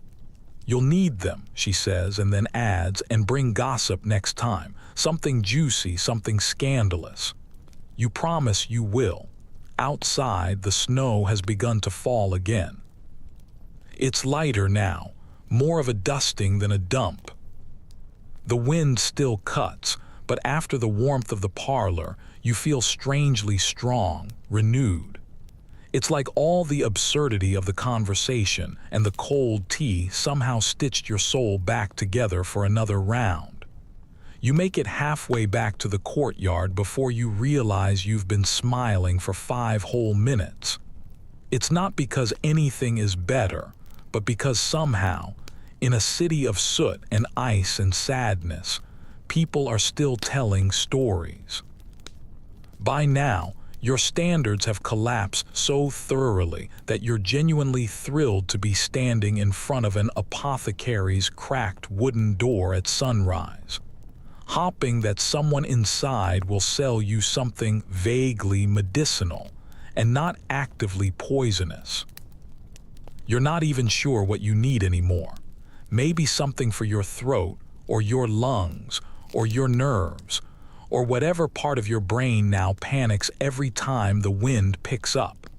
You've hit that part of the Victorian snowstorm where survival and self-medication are basically synonyms. The shop is crooked, leaning slightly into the street like it's tired of holding itself up. Its windows are fogged with condensation from the inside, which is always a good sign in this weather. You push the door open, and the familiar brass bell rings above your head.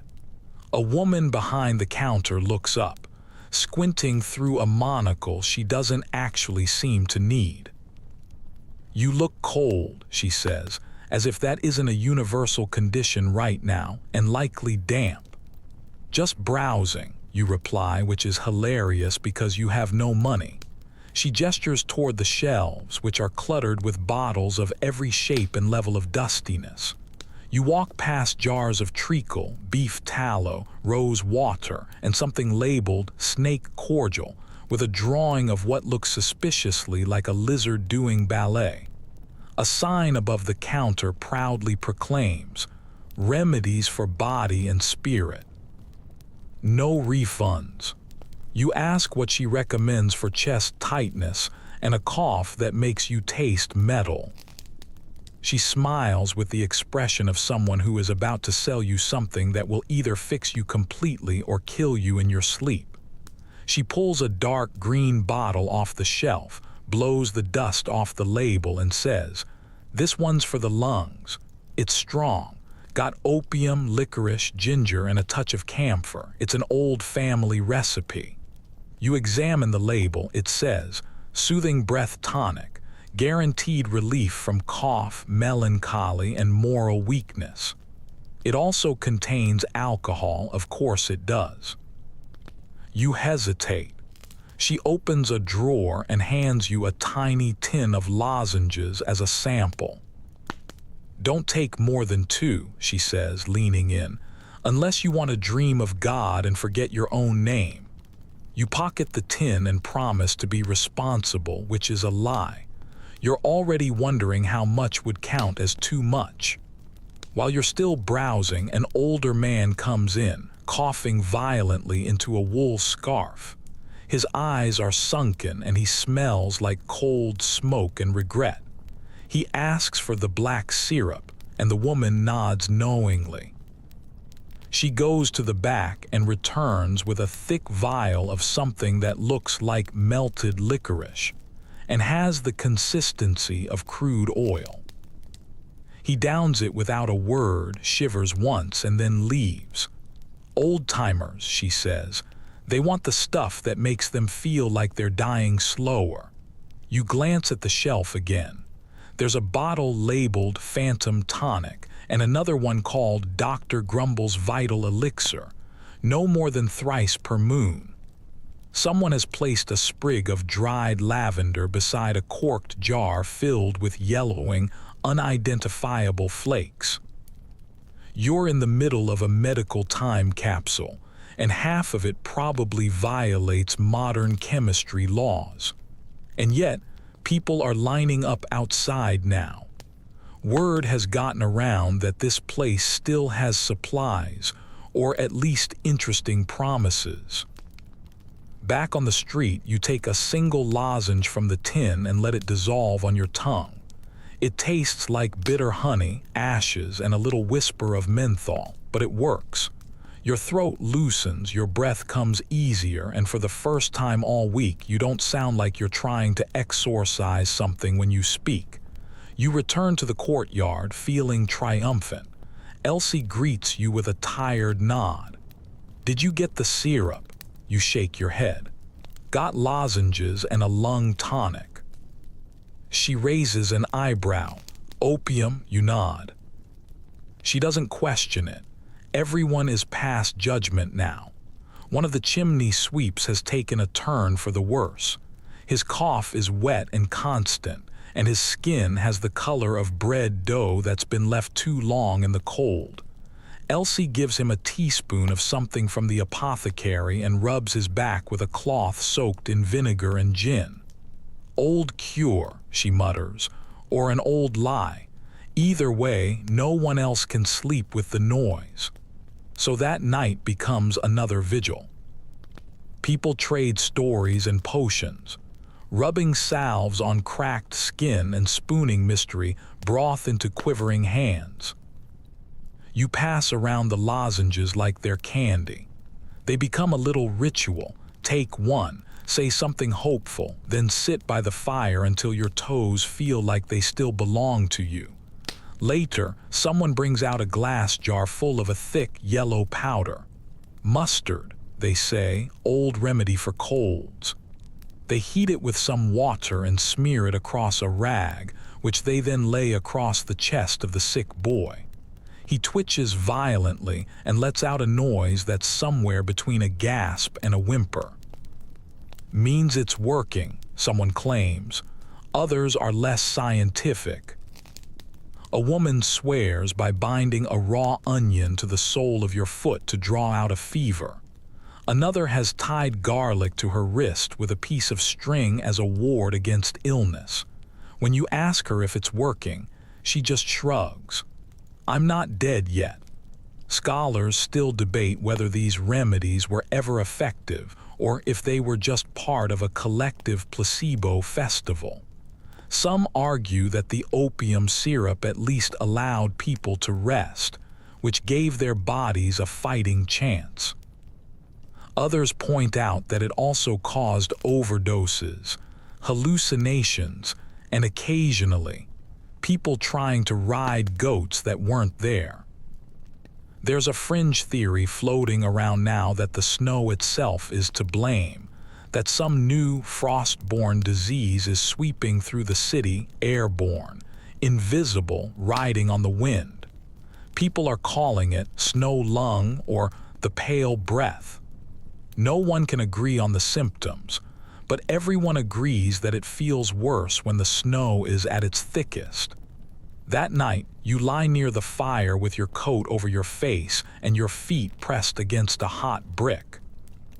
You're not sick, not badly, but your body is humming with warning signs, like a machine that's straining under too much use.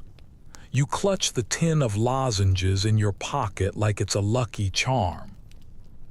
Around you, people are breathing in unison. Some snore, some wheeze, and a few cough in ragged intervals, but they're alive. And in this city right now, that's the most you can ask for. You close your eyes and whisper a little wish, not to be cured, not to be rescued, not even for warmth, but just for tomorrow, just one more. Morning doesn't arrive with bird song or sunlight. It arrives with the thud of boots and a shouted name in the alley. Elsie, you still alive in there? It's not a friendly call. It's the kind of tone that says, you owe me something, and if you don't answer, someone's going to come knocking with more than just their fist. Elsie sighs, pushes the blanket off her knees, and lumbers up from her spot near the coals. She's been up half the night tending to the boy with the cough, a cough that sounds less human now and more like someone trying to wring water out of a rug through their chest. He's still breathing, but just barely. You can hear it from here. Every inhale is a coin toss. Elsie opens the alley gate, and a rush of cold air pours in.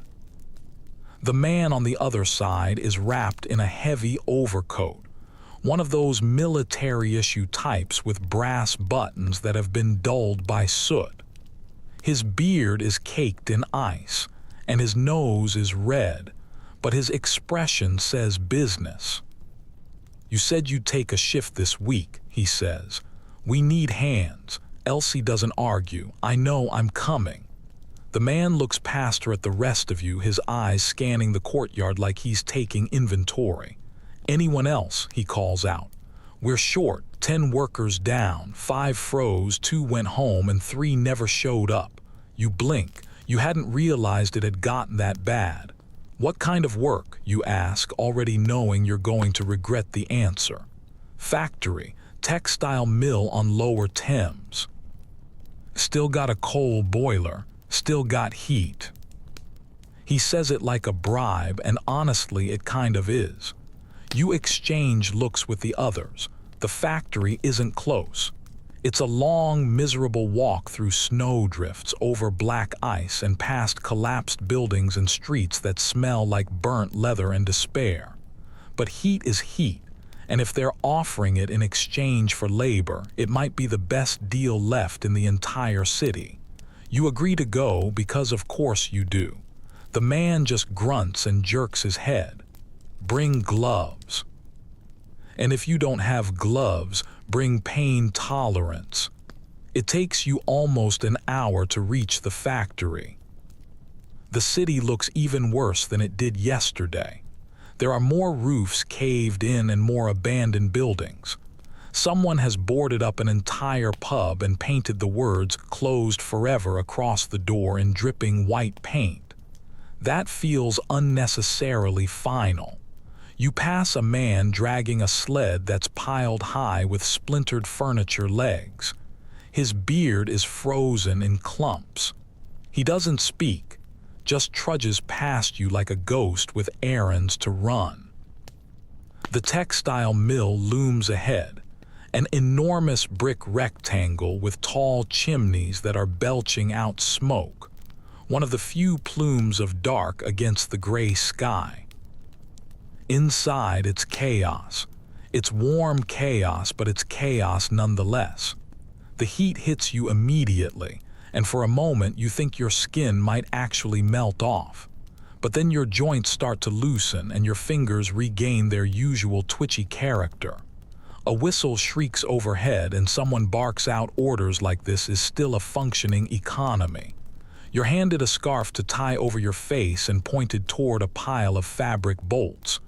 The work is simple: sort, fold, stack, and repeat. But the pace is brutal. The air is thick with lint, and the sound of the machinery is deafening. Everything echoes, metal on metal, wheels turning, chains rattling, and voices completely swallowed up in the roar. The heat, though, is real. It's not just warmth. It's the kind that seeps into your body and reminds it what life used to feel like. You flex your hands and they don't crack. You stretch your shoulders and they creak, but they move. You could cry from the sheer luxury of it, but it doesn't last. 2 hours in, you're sweating under your layers. Your scarf is damp. Your breath feels thick, and the heat is turning stale and oppressive, like you're breathing through a sock. The foreman walks by, scowling. "No slowing down," he growls. "We're behind quota." Quota? You didn't even know there was a quota. You glance over at Elsie across the room. She's elbow-deep in a basket of yarn, her face flushed, her fingers moving with a grim determination. This isn't about wages anymore. It's about staying warm for 1 more hour. The factory is heat for labor, a simple transaction. You move your arms, you earn some warmth, you stop, and you get kicked back out into the snow. You're not sure who's winning that trade. By midday, someone collapses. It's a girl no older than 15 who just drops beside the sorting table. No one stops. The foreman just waves her off as if she'd spilled a drink. 2 other workers drag her to the side and prop her up near a vent. You keep folding. Later, someone hands you a cup of something steaming. It's tea, sort of. It tastes like lint water and old sugar, but it's hot, and your hands curl around the cup greedily. You down it in 2 gulps and go right back to work. The foreman finally gives you 15 minutes to breathe. You step outside into the frigid air like a prisoner gulping their first taste of freedom. Your skin prickles as the cold sinks in again, but your core stays warm for now. Elsie joins you on a crate beside a broken cart, wiping the sweat from her forehead with her sleeve. "They say the East End gas lines are gone for good," she mutters. "Too many ruptures, not worth the repair." You nod. You'd already guessed as much. "West End's hoarding what's left," she adds. "Private homes, big estates. The gas companies are still delivering to the rich. Everyone else can just burn their beds." You look down at your boots, at the cracks in the soles, at the way the snow has already begun to crust along the laces. "We're not getting the gas back." Elsie doesn't answer. She doesn't have to. You return to the factory for another round and the work starts to feel completely mechanical. Fold, stack, lift, repeat.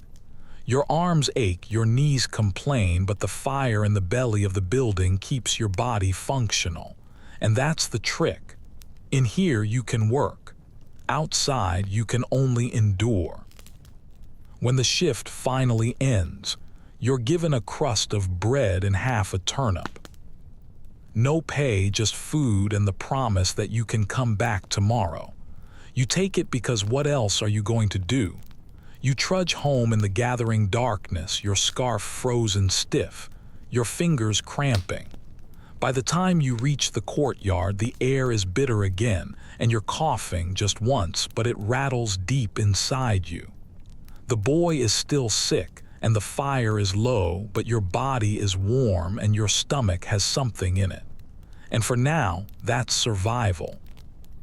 You don't even make it back to the courtyard before someone grabs your coat sleeve.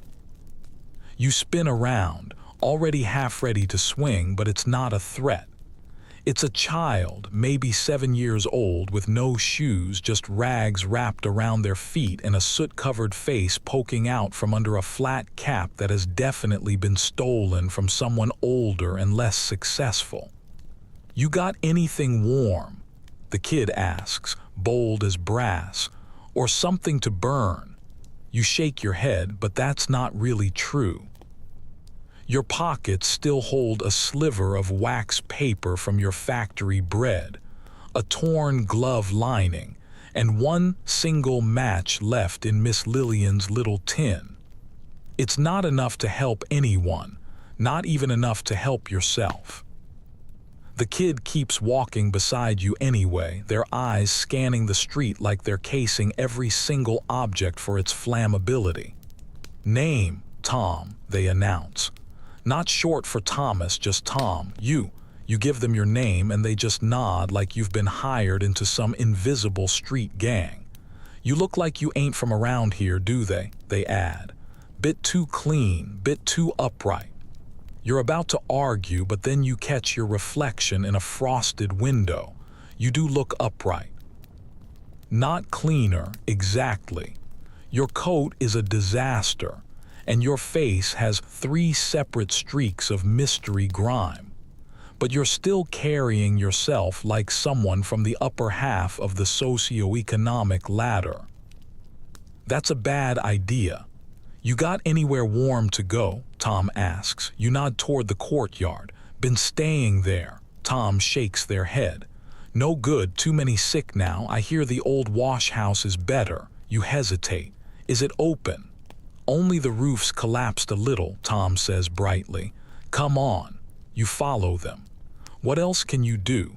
Tom leads you through back streets and alleys that look less like places where people live and more like where furniture goes to die. You pass a pile of firewood that's being guarded by a dog, so mangy you can almost see its thoughts.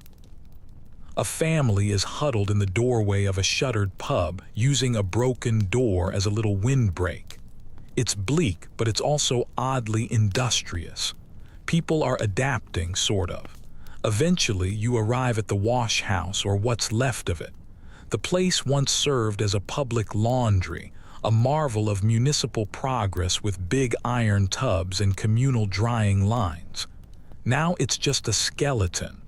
One wall is gone, and the roof sags like it's just given up. But inside, it's surprisingly bustling. A dozen or so kids, all barefoot, smoke-streaked, and too thin for winter, are working the place like it's a military camp. Fires are lit in old basins, burning everything from crate wood to, no joke, someone's bookshelf. A pile of blankets is stacked in the corner, and one older girl is in charge of handing them out based on what you can offer in trade. Tom strides in like they're royalty. "Got a new one," they announce. "Says they work the factory line." "I didn't say that," you mutter. "Doesn't matter," the girl says. "Can you patch socks?" "I what?" "We've got a pile that needs stitching." "You can sit near the fire if you work." You take the offer. And so your night is spent sewing socks with a rusted needle and some twine that might have once been thread, surrounded by children who could probably survive in the Arctic with nothing but a match and a boiled boot.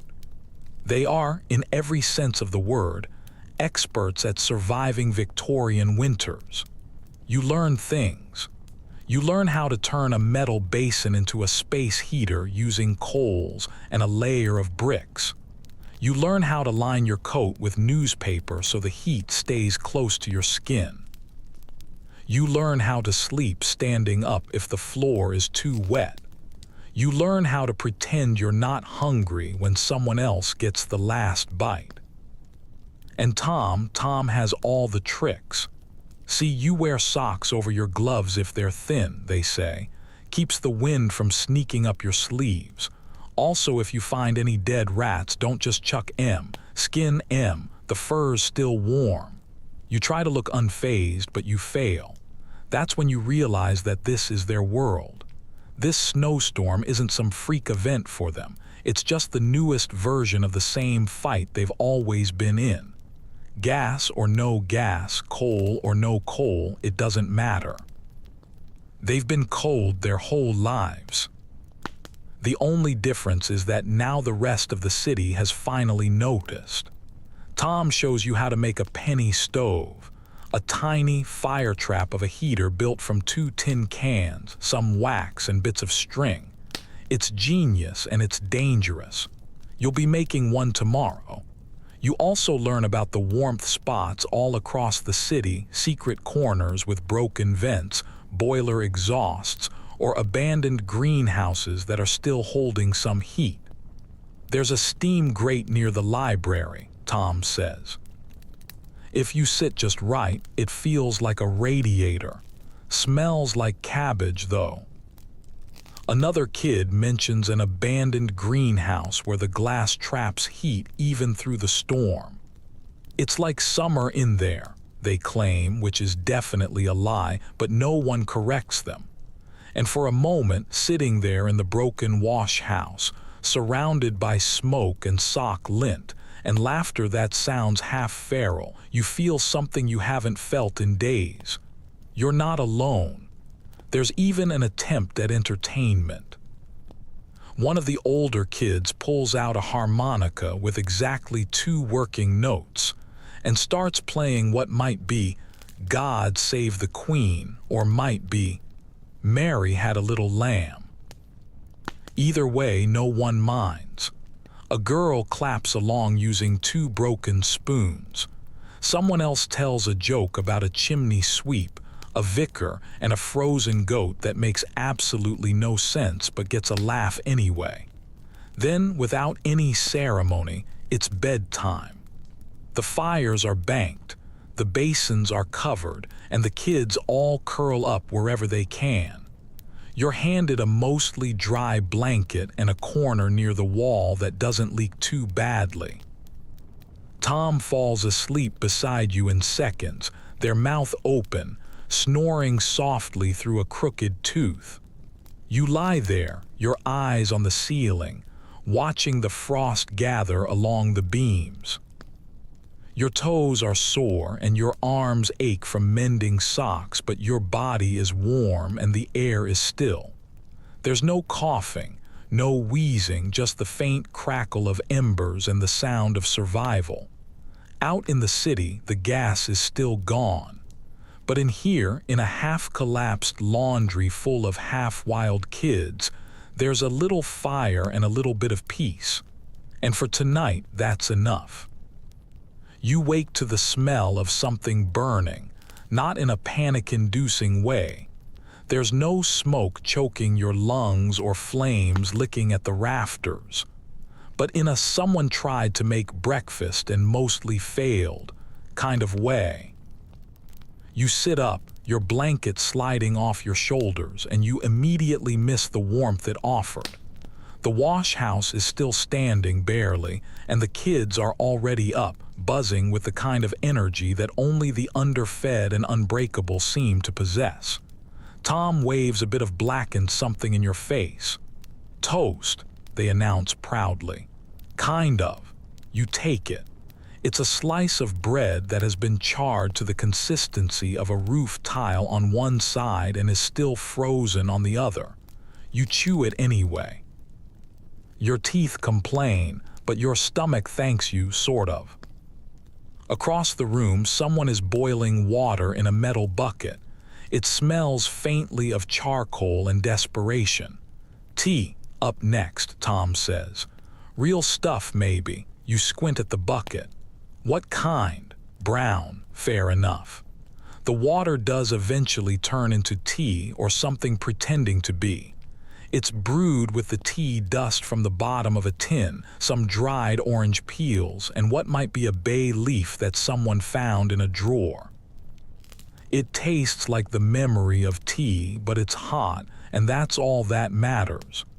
There's a moment just after your first sip where something shifts.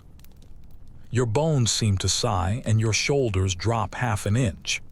You can actually feel your body deciding that it's okay to live for another day. No one in this storm survives without tea. It's not just a beverage here, it's an entire infrastructure. It's how people gather, how they share heat, how they do business, how they mourn and gossip and strategize. You've seen people argue over the proper way to steep it like they're generals debating troop positions. And when everything else is broken, the gas lines, the law, the churches, someone always finds a way to boil water. You leave the wash house that morning with a warm belly and a piece of toast stashed away in your pocket for later. Tom stays behind, claiming they're all going to check on the pigeon situation, which you choose not to question. The streets are quieter today, not because they're empty, but because everyone's voices have gone hoarse. You pass a group of men huddled around a barrel fire, each of them holding a tin mug of some steaming brew. They don't even look up as you walk by. They just sip their drinks and stare into the flames like a group of monks in silent prayer. You make your way toward a familiar spot, Miss Lillian's parlor.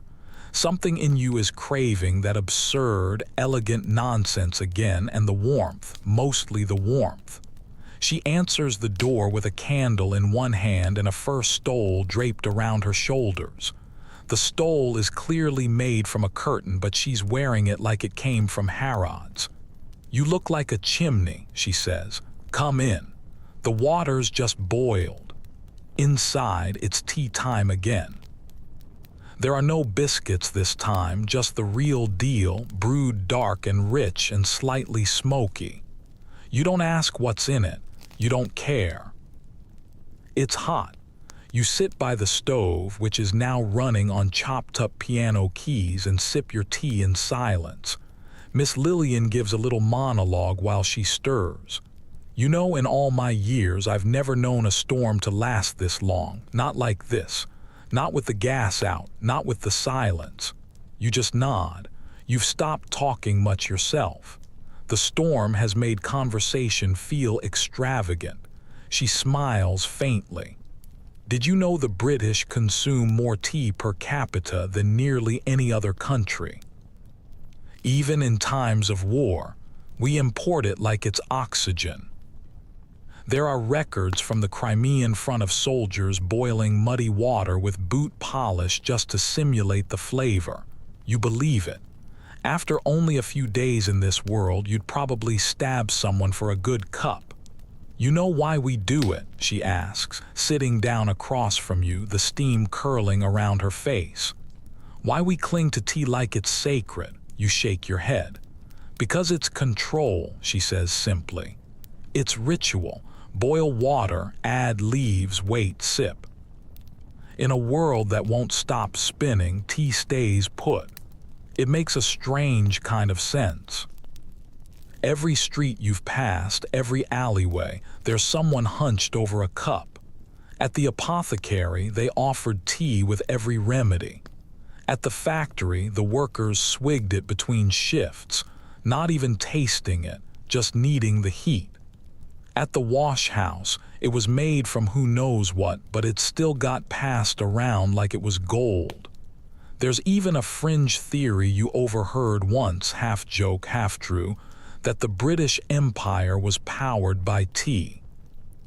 Not by guns or steam or colonial fervor, but by endless cups of a bitter, bracing brew. It kept people moving, it kept them civil, and it kept them awake. You finish your cup and thank Miss Lillian. She insists you take a small pouch of dried leaves with you. "An ancient blend from the back of my pantry," she says. "Might taste like old socks, but it'll still brew." You walk back through the streets with it in your pocket, the soft rustle of the paper feeling like a secret weapon. You spot someone crying in a doorway, an older woman all alone, clutching a photo in her lap. You kneel down beside her, hand her the pouch without a word, and then move on. She doesn't stop you. She just clutches it like a prayer. Back at the wash house, Tom is back and grinning. Pigeon's situation resolved, they say cryptically. Also, guess what I got? They pull out a dented metal teapot clearly scavenged from somewhere. Found it in the rubble of the old bakery, a bit crusty, but it holds water. It's beautiful, it's ugly, it's perfect. You boil a pot over the basin fire that night, brewing your first solo batch. It smells like burnt grass and disappointment, but it's hot. Everyone gets a cup, even the quiet kid in the corner with the cough. And for a moment, in the middle of a storm that won't end, in a wash house full of orphans and misfits and survivors, you're a tea master. A very cold one, but still. The teapot survives the night. That alone feels like a miracle.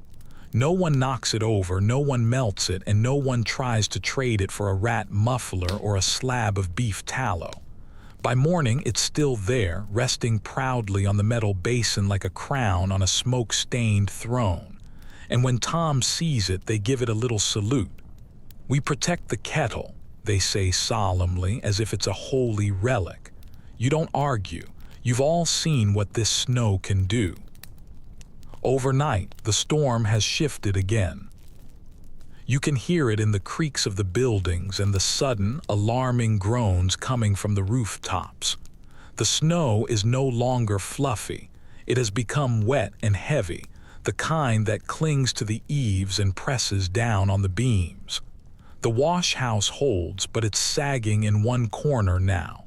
A line of cracks snakes its way up one wall like frostbite on brick. You don't mention it. Everyone sees it, but no one wants to talk about it. Breakfast is thin, a shared piece of stale bread that's been rubbed with something vaguely resembling goose fat. Someone swears it came from an actual goose. Someone else suggests it's probably just candle drippings. You eat it anyway. Energy is energy. You spend the morning repairing blankets with Tom, who has taken to calling you Professor Patch, and who has absolutely zero stitching ability but an uncanny knack for inventing names for things that already have perfectly fine names. That's not thread, you say, watching them try to sew with a piece of wire. It is now, they reply.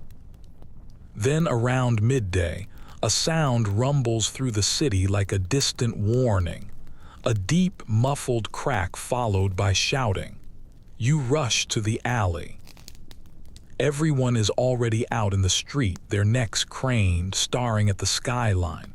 It's not smoke this time, it's snow. A whole rooftop has just collapsed. You can see it from here. The structure is 3 buildings down, a long, narrow tenement with a chimney stack that's now lying sideways in a pile of ice and rubble. It looks like someone dropped a sledgehammer from the sky. People are running, shouting, and digging. You don't wait for orders, you just go. The building has caved in at the center, and the front wall is buckled outward like it's trying to flee the scene. Plaster dust coats everything. Broken glass glitters in the snow. The air smells like lime and fear. You join a group that's clawing at the debris. No one speaks. It's too loud for words, just grunts, strained breaths, and the crunch of wood being forced apart. Someone finds a hand that's not moving. They cover it and keep digging. You scrape your fingers raw trying to lift part of a beam. Your arms burn, your lungs seize, and you're sweating under your coat even as the wind stings your neck. Eventually, someone uncovers a man who's alive, but just barely. His legs are pinned and his lips are blue, but his eyes open. He whispers one word, "Children." Everyone freezes and then they double their pace. It takes 2 hours to find them, 3 children all huddled together in a corner under what used to be a kitchen table. The table probably saved their lives. They're half-conscious and shivering, their faces smeared with soot and something sticky that you hope is soup. They're passed up hand to hand through the ruins. When you finally step back, your knees give out. You just sit in the snow, breathing hard, your heart pounding, your body shaking. It's not from the cold this time, but from sheer adrenaline. No one died this time, but that building is done for, and it's not the only one. The whispers start immediately. People begin eyeing their own roofs, wondering how much more weight they can carry. Someone says, "My ceiling creaked last night." Another says, "I saw cracks by the chimney." Someone else very quietly says, "We should leave." But where? Where do you go when the whole city is cracking apart? Back at the wash house, you gather around the basin again. The fire is low but steady. The teapot is warm, the water boils. You make tea in silence. Then Tom breaks it. "We have to fix our roof." You glance up. The rafters are visibly bowed now. The frost has crept in like mold, and that long crack has doubled in length. "Won't hold through another night," says one of the older kids, "not if the snow keeps falling like this." Someone suggests climbing up and shoveling it off. Someone else says, "We'll fall through." The debate spirals into fear, and then there's silence again. Finally, you stand up. "We have to try." Because you've seen what happens when roofs give up. You felt it in your knees, in your lungs, and in your chest. You saw the man's face when he said "children," like it was the only word he still believed in. And you are not going to let that happen here. Not to Tom, not to the teapot, not to the good little tribe of soot-covered survivors who have made you one of their own. So you climb.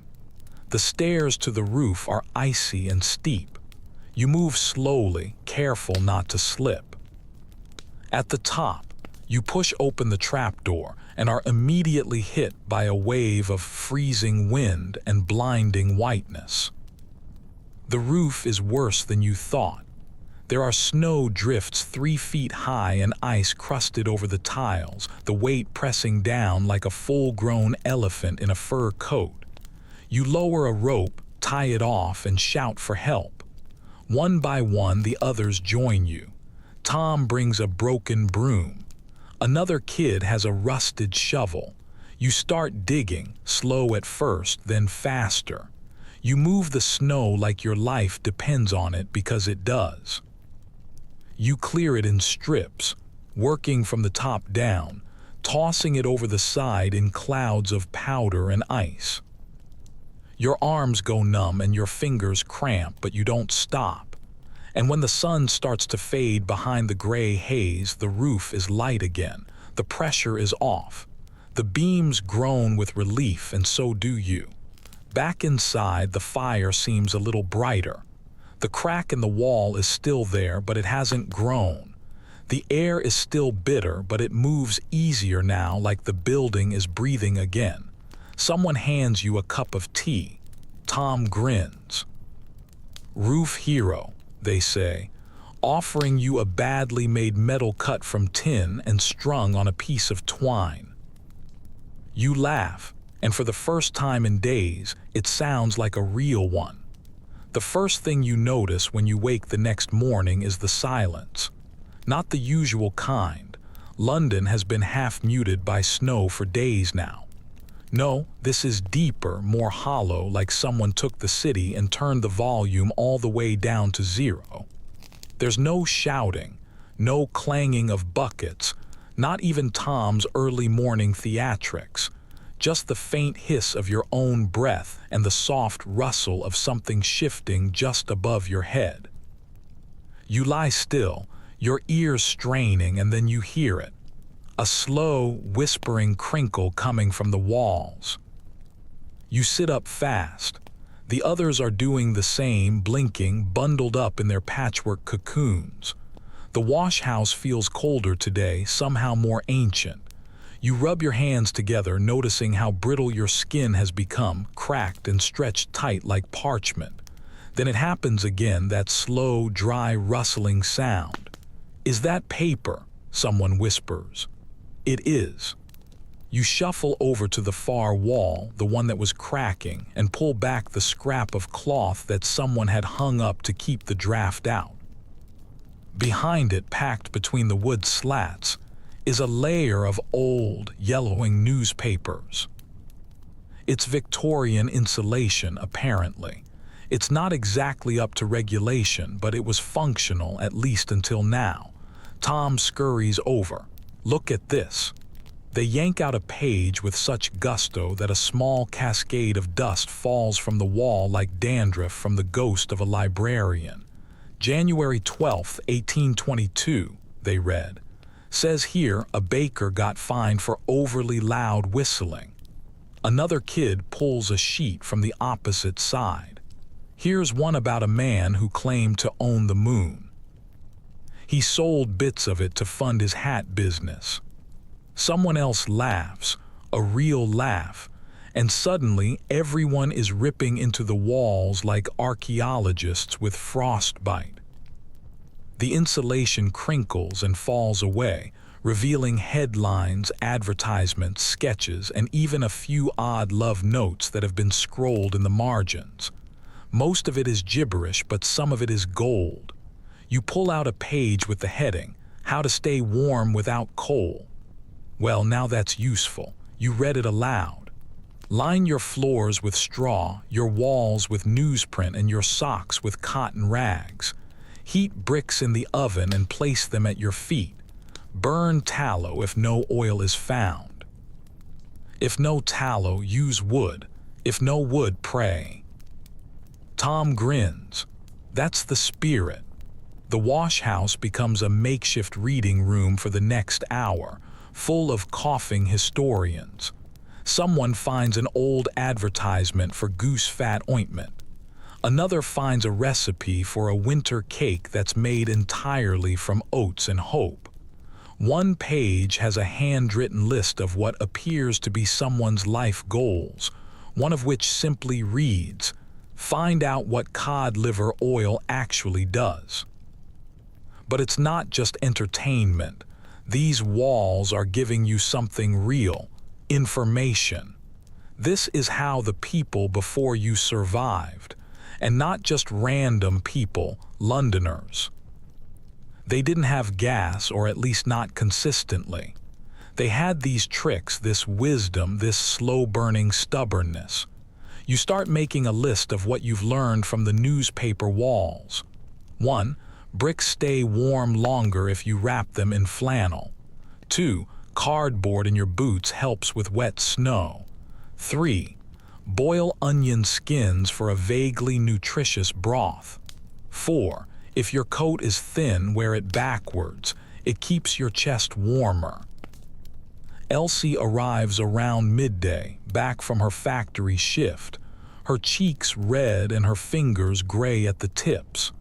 She listens to the chaos, the laughter, and the rustling of the yellowed paper.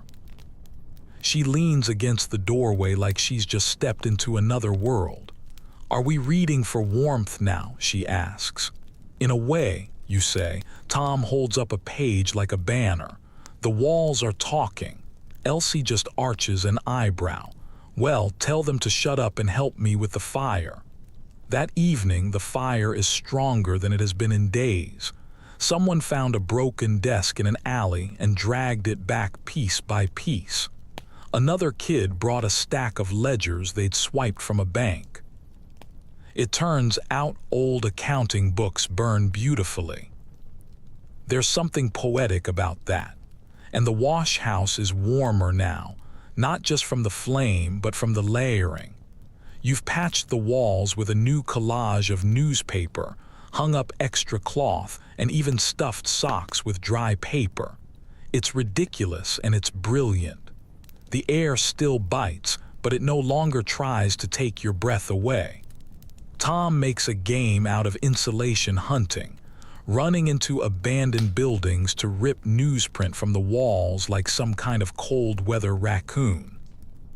They return once with a full roll of faded wallpaper looking triumphant. "It's got flowers," they say, as if the aesthetics are what matter most. But honestly, it helps. When the walls are covered in print and florals and ancient headlines, the place feels less like a ruin and more like a home, a strange, patchwork, paper-shelled home. As the night deepens, someone starts reading aloud again. This time, it's a serialized mystery story about a missing glove and a deceitful carriage driver. It's absurd. Half the plot makes no sense, and the characters all have names like Marmaduke or Tristram, but it passes the time. Later, you stare at a headline that's stuck beside your corner of the wall. "Experts predict war will be over by summer." You wonder if they were right. Probably not. You lie back against the pile of rags, the heat of the fire stretching out toward your feet like a lazy cat. The walls rustle occasionally as the wind shifts outside. The storm hasn't stopped. It hasn't even weakened. But the building feels stronger now, held together by paste, paper, and sheer communal will. Somewhere deep in the city, you hear the distant rumble of another collapse. It's faint, not near, but it's enough to remind you that safety is still fragile. The warmth you've gathered tonight may not last through tomorrow, but the knowledge will. You drift off to sleep while reading a scrap of a weather column from 1875. It claims that winter, too, shall pass. You really hope that guy wasn't lying. It happens just before dawn, not with drama, not with shouting, but with the quiet horror of necessity. You wake up with a full bladder and absolutely nowhere to go. You stare at the ceiling for a moment, mentally negotiating with your own body. Maybe you can fall back asleep. Maybe you can just ignore it. Maybe the problem will solve itself. It does not. You sit up slowly, wrapped in your stiff layers, the cold biting at your cheeks and the tip of your nose. The fire in the basin has died down to a faint red glow, and the rest of the wash house is completely still. Everyone is bundled up in their corners like silent, breathing laundry piles.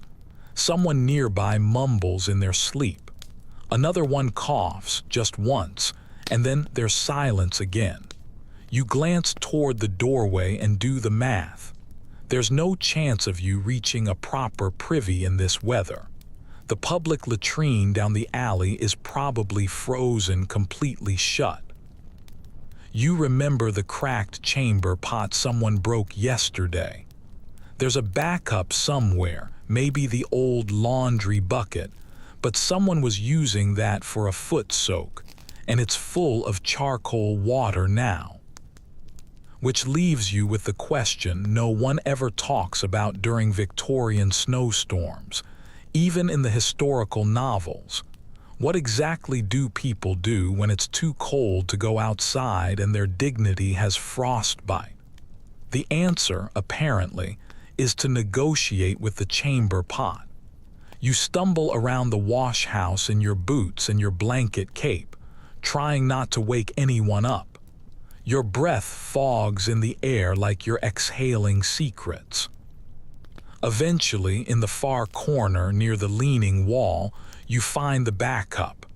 A dented metal bucket with a lid that's been labeled, somewhat optimistically, "Night use only." Someone has scrolled a drawing of a moon on it. Cute. You hesitate. The Victorian version of indoor plumbing is not romantic. It's awkward, it's unsanitary, and it absolutely reeks. But it's either that or risk freezing your nether regions off out in the street. And let's be real, hygiene died 2 weeks ago. Pride died the day you started wearing socks on your hands. You do what needs to be done, muttering apologies to the bucket, And then you seal the lid with a look that says, "We will never speak of this again." Unfortunately, you're not the only one in this particular boat.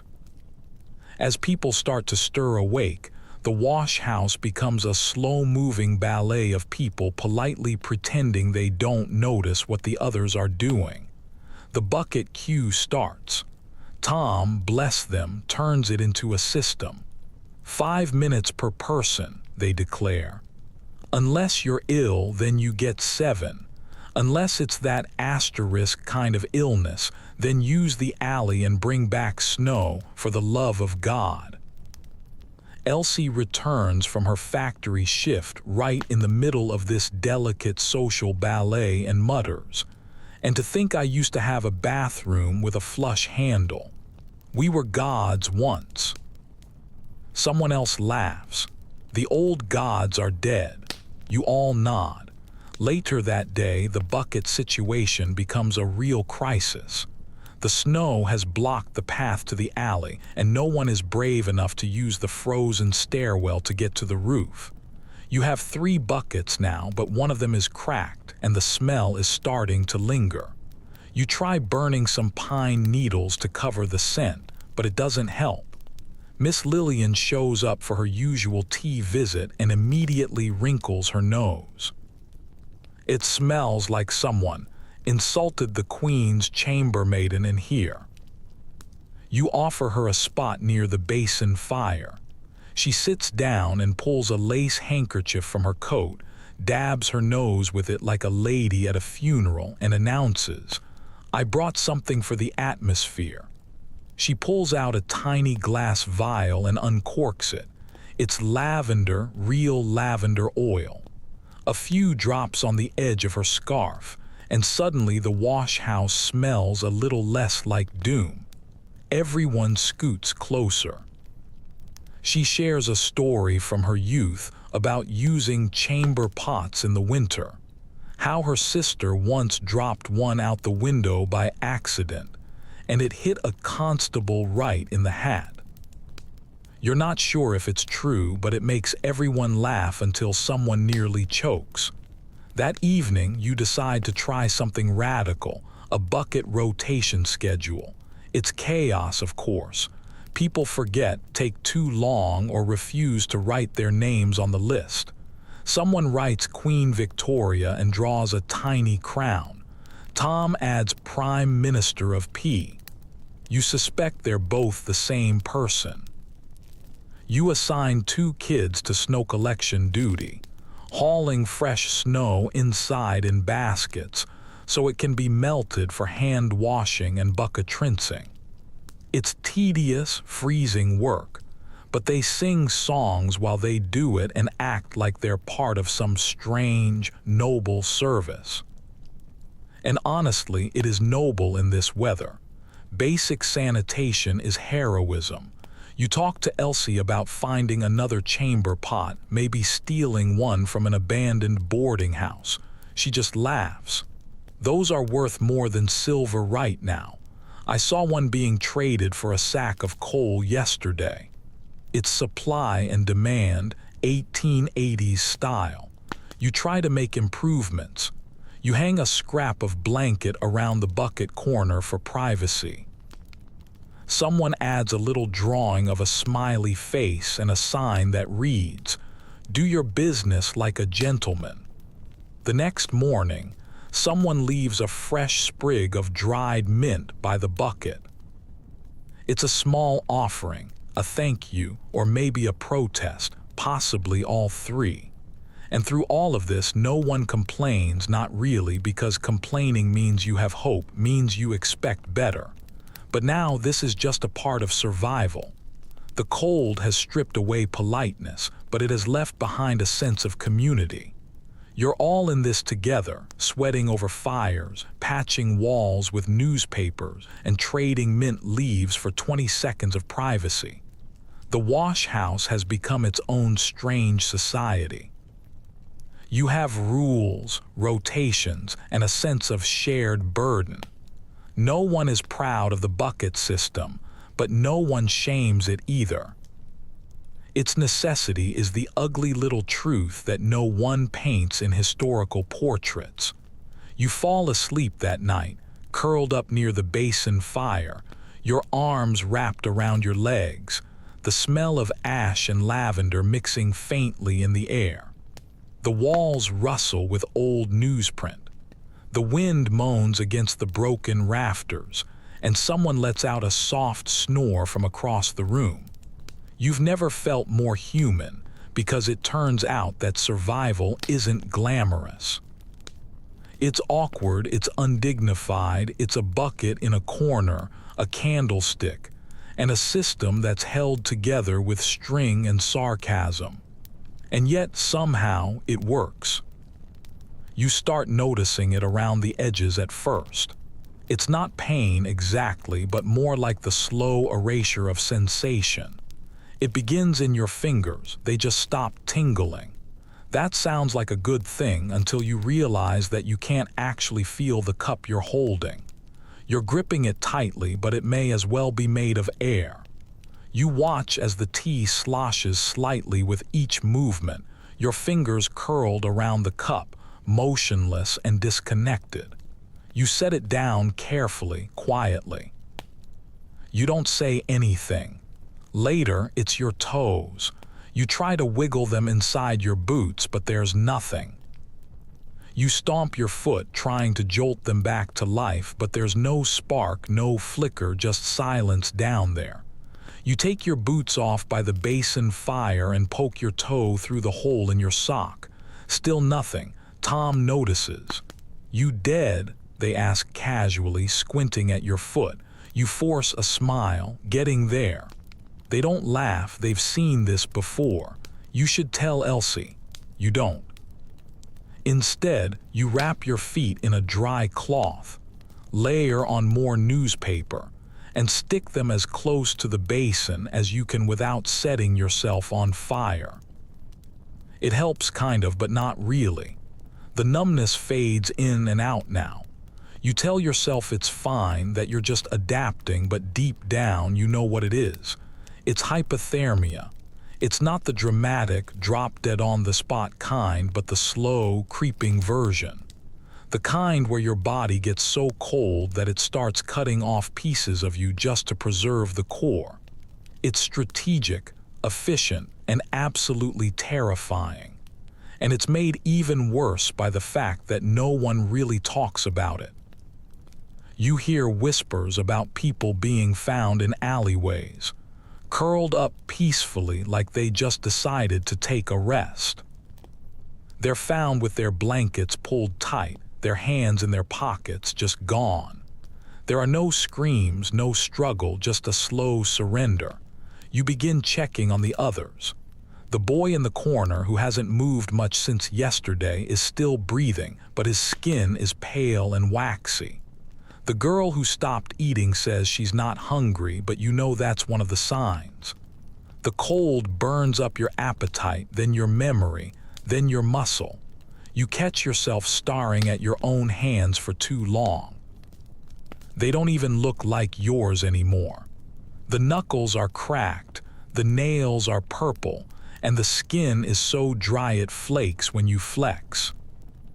You feel detached, like your body is a rental that you're behind on the payments for. You try to joke about it. Anyone else feel like an overcooked turkey that's been left out in the snow? No one laughs. That's the thing with hypothermia. It kills your humor first. Miss Lillian arrives later than usual, her face hidden behind a scarf, her movements stiff. She peels off her gloves and then immediately pulls them back on again. No gas. "Still," she says, her voice brittle. "I tried the church on Wellclose Square. The pipes are frozen. The vicar's letting people in to sleep, but it's colder inside than it is out." She doesn't sit down this time, she just paces slowly, rubbing her arms. You can see it in her, too, the beginning stages, the shaking that isn't just from nerves, the way she stares for too long at the fire. Elsie calls a meeting, which sounds more official than it actually is. It's just everyone huddled near the basin, their teeth chattering in a rough sync. "We've got to warm up," she says bluntly, "and fast." Tom raises a hand. "How?" "We build more fires, smaller ones. We keep them burning in shifts." Someone points to the stack of burnable materials. "We're running out," Elsie just nods. "Then we gather more." The wash house splits into teams. You're on the scavenge crew. Your job is to find anything that burns and isn't nailed down: wood, fabric, rope, old boxes. If it catches fire and doesn't explode, you bring it back. The streets are quieter than ever now. That's the most unsettling part. The snow isn't falling anymore, just floating down, gentle and constant, a hush over everything. But it's too quiet. There are no carts, no shouting, and no distant bells. You pass a window where someone once burned a chair. Now it's just empty, a rectangle of soot on the floor and a broken leg sticking out of the snow like a splinter. A man stumbles out of a doorway ahead of you. He has no hat, no coat, just a shirt and trousers. You call out to him, but he doesn't respond. He moves like someone in a trance, walking slow and stiff, his eyes wide, his mouth slightly open. He turns a corner and disappears. You don't follow him. You find a collapsed fence behind an abandoned greengrocer and start to pry it apart for wood. The splinters get under your nails, but you barely notice. Your hands are past that now. It's either numb or aching. There's no in-between anymore. Back at the wash house, you set up a second fire in a metal pail. Someone else builds a third one in an old bread tin. Soon, the whole room is dotted with flickering light. Smoke curls upward in uneven spirals, gathering at the beams. You open a small hole in the roof to let it out. It's risky, as the heat escapes too, but you have no choice. No one wants to die from their lungs. The air gets warmer, not by much, but it's enough to pull people back from the edge. Someone plays the harmonica again, the two notes, the only ones that still work. It's not really music, but it's something. You drink weak tea, which is now made with melted snow and stale leaves. You wrap yourself in every piece of cloth you can find. You sit with your feet pressed against a hot brick and stare into the fire like it owes you an apology. And still, the cold presses in. You can feel it at night, waiting just beyond the fabric of the walls. It has patience, and it has time, and it doesn't need to rush. You check your fingers every few hours, squeezing them and watching for the blood to return. It takes longer now, which is not good. But you keep going because what else is there to do? You help the others check themselves too, pinching skin, testing reflexes, and sharing warmth. It's a strange, intimate ritual, people huddling together not out of affection, but to hold each other inside the fight. The cold wants to divide you, to isolate you. You don't let it. You dream strange things of hot baths, of radiators purring like cats, of sitting by a gas fire and hearing the gentle click as it lights up. In the dream, you reach for it, but your fingers just pass right through. You wake up with tears frozen on your face. In the morning, Tom taps your shoulder. "Look," they say, pointing to the wall.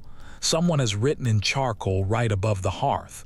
If you're still warm, you're still here." You nod. It's not much, but it's true. By now, the desperation isn't just visible, it's transactional. Survival has shifted fully into barter mode, and warmth has become the city's new black market currency. You can feel it before you see it. There's a change in how people look at you on the street now, how long their eyes linger on your boots, your gloves, or your scarf. No one sees people anymore. They see items, layers, and value. If you're still wearing something that's dry and mostly intact, you are walking inventory. It's mid-morning when Elsie sends you and Tom to the market square. You're not there to buy anything, obviously, but to see if anyone is dealing. Blankets, she says. Coats, candles, anything. Tom grins. Can I trade insults for mittens? Elsie doesn't laugh. You set off, your boots crunching through the glassy snow crust, your breath puffing out in uneven bursts. The sky is a dull metal again, smeared with the gray of another storm that's threatening to roll in. The sun hasn't made a proper appearance in days, just occasional flashes behind the clouds, like it's checking in to see if you're still miserable. When you reach the market, it's a ghost town, except it is. All the official stalls are shut, their awnings collapsed under the weight of the ice, their wares long gone or looted. But tucked into corners, clustered under makeshift tents and melted canvas, people are doing business quietly and carefully. Their eyes are scanning for constables, though it's unlikely any are still patrolling. You've entered the underground layer of the snowstorm, the black market of warm things. It's not just the usual dodgy characters either.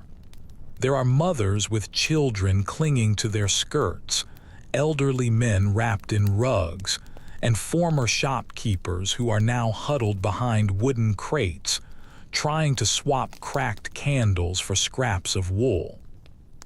You see one man carefully inspecting a pair of used boots, tapping the soles like he knows exactly how many miles they have left on them. Tom taps your arm and points to a woman near the edge of the square, who is sitting behind a tiny table that's covered in blankets. They're not just any blankets either. They're real ones, heavy, layered, patch-stitched wool. The kind that probably came from a hotel or some mansion's guest bedroom. You approach slowly.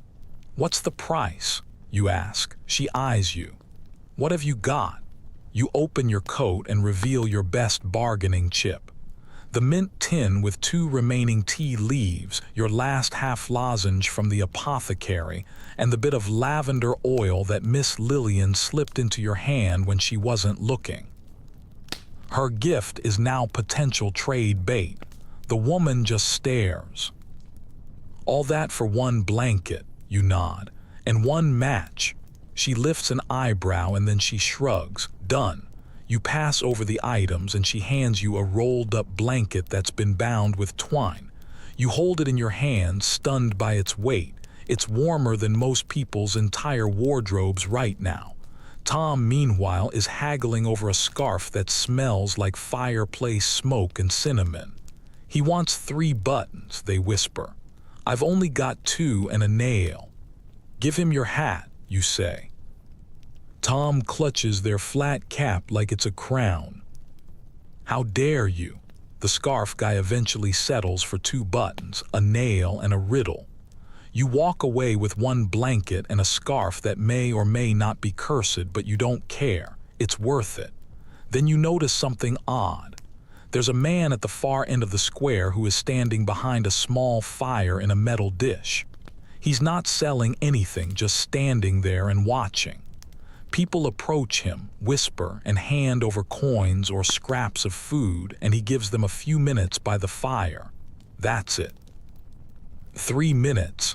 Just enough time to warm your hands, Tom mutters. Charging people to stand near heat. That's bleak, isn't it? You agree, but you're also a little bit jealous. You head back to the wash house, the blanket folded under your arm like stolen treasure. When you arrive, you're greeted like a returning hero. The others gather around, their eyes wide.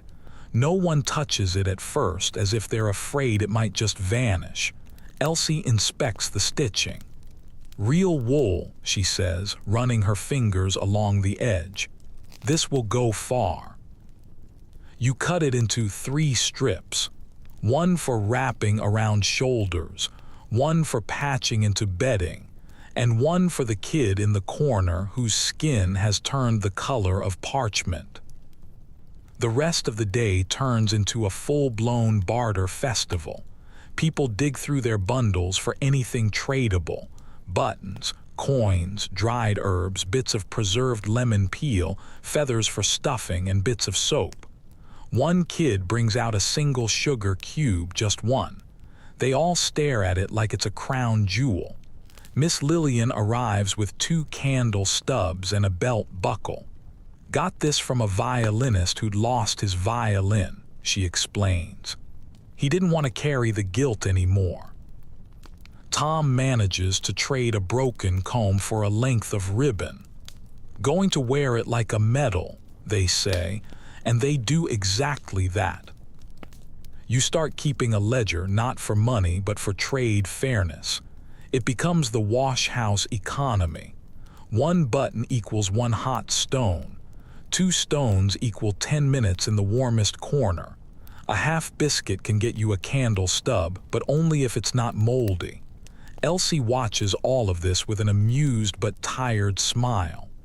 "We've turned into rats in a very polite cage."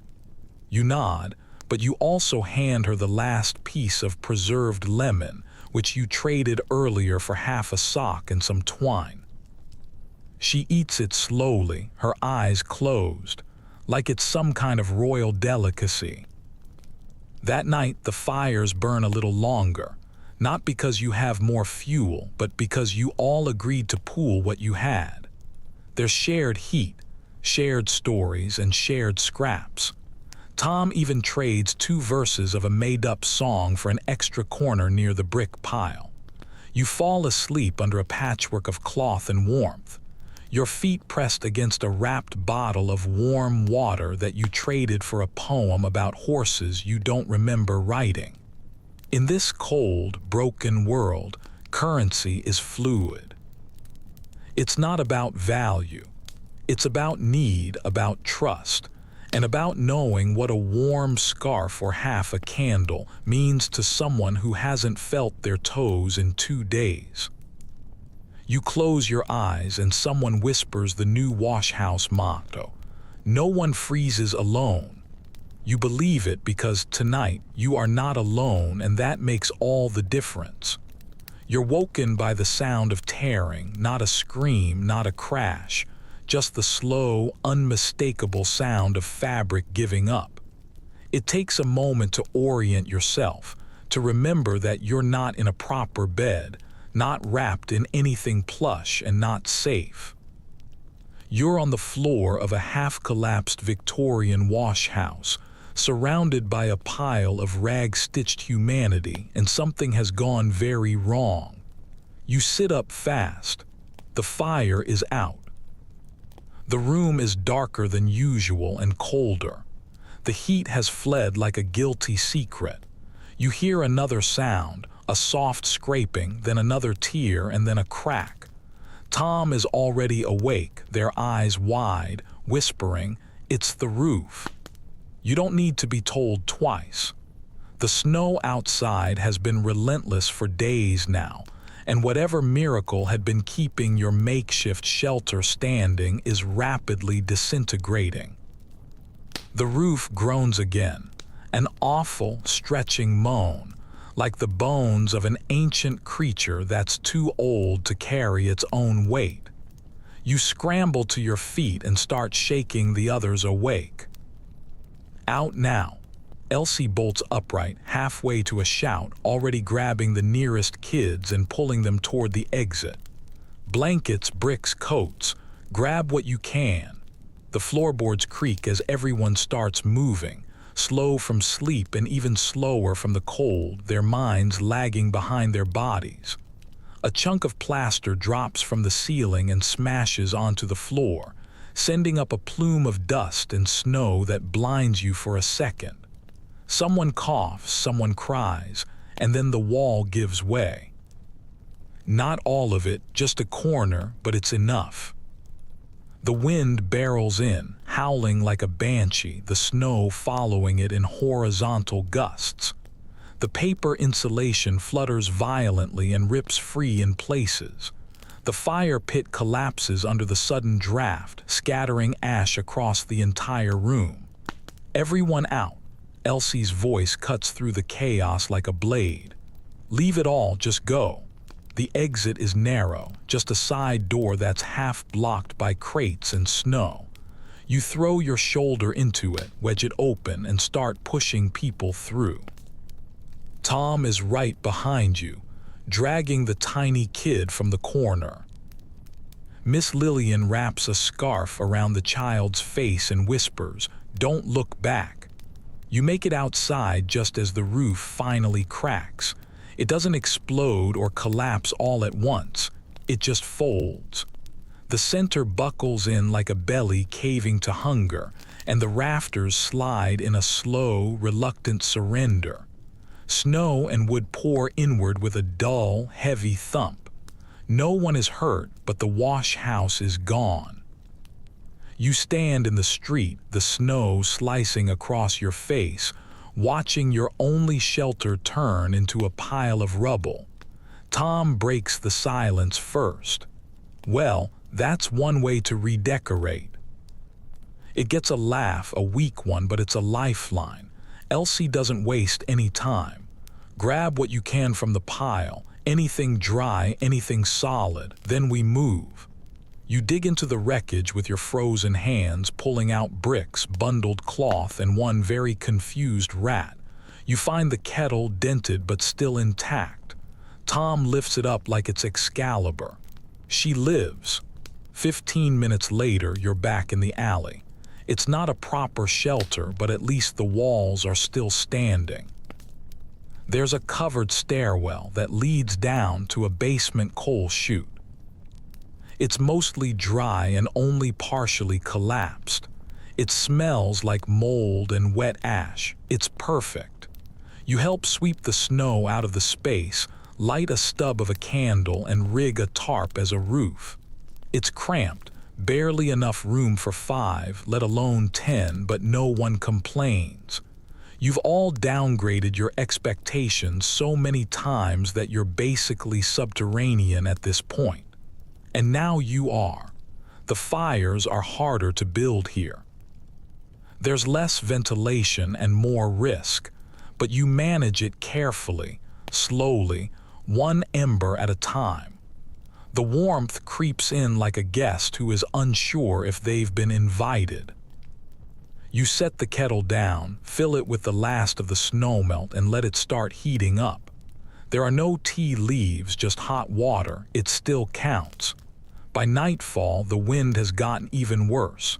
The streets are impassable now, clogged with snowdrifts and collapsed beams.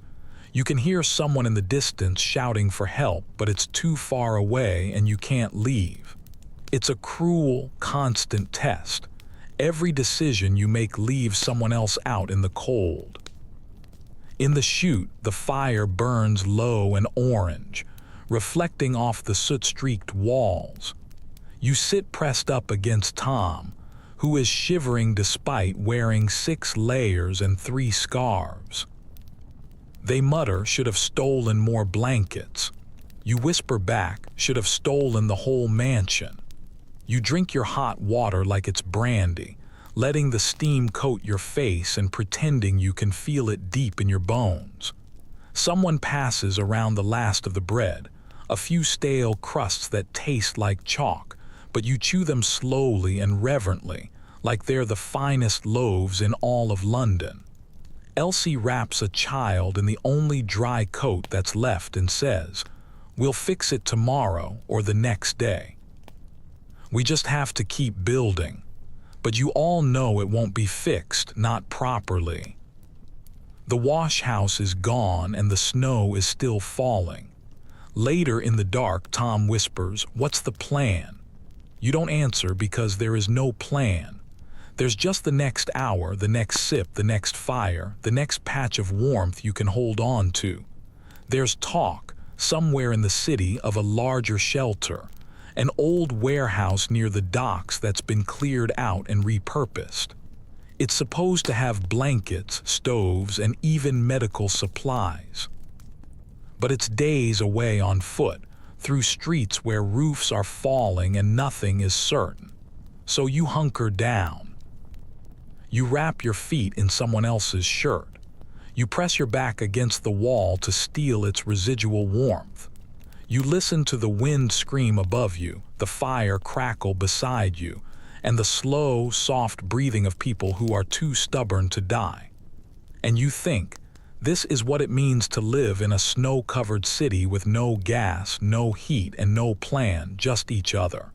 Just this. By now, bread has become a fantasy, a whispered memory, something people talk about like they used to talk about summer. You can hear it in their voices, the way someone says crust, like it's a poem, the way another person closes their eyes when they're describing butter, even if they haven't seen any since before the first frost. You've eaten things in the past few days that barely qualify as food. You've chewed through biscuit ends that were so stale they could have doubled as roof tiles. Someone passed around a tin of boiled carrots yesterday, and you swear it might have just been orange chalk. But this morning, you wake up hungry in a new way. It's not just stomach-empty hungry. No, this is deeper. This is system failure hungry. You can feel it in your bones, your muscles like ropes, your head thick, and your limbs slow to obey. The body is beginning its quiet rebellion, and that's when you realize the bread is gone. All of it, Elsie confirms it as soon as she's up. We've got one turnip and half a jar of what I hope is jam, unless it's shoe polish. Could be both, Tom offers, sniffing the jar with theatrical suspicion. You sit in the cold chute, surrounded by people in layers of rags, the remainders of the fire still glowing faintly, and you realize you've hit the next stage. The warmth war is old news. Now comes the hunger war. And just like with heat, food is no longer something you find. It's something you have to fight for. There's talk on the street, there always is. You hear about a bakery near Viii'S that's still operating. It's oven-fueled by furniture. Its loaves going for the price of your own soul, or close enough. You hear rumors about a cart that was spotted heading toward the docks, full of black bread and guarded like it was royal treasure. Someone even swears they saw a man in a stovepipe hat trading sacks of flour for gold rings and family heirlooms. It all sounds dramatic until it is. You and Tom venture out, the air stiff and sharp, your breath freezing mid-sentence. The snow is packed high now, turned gray and lumpy, hiding dangers under its crust.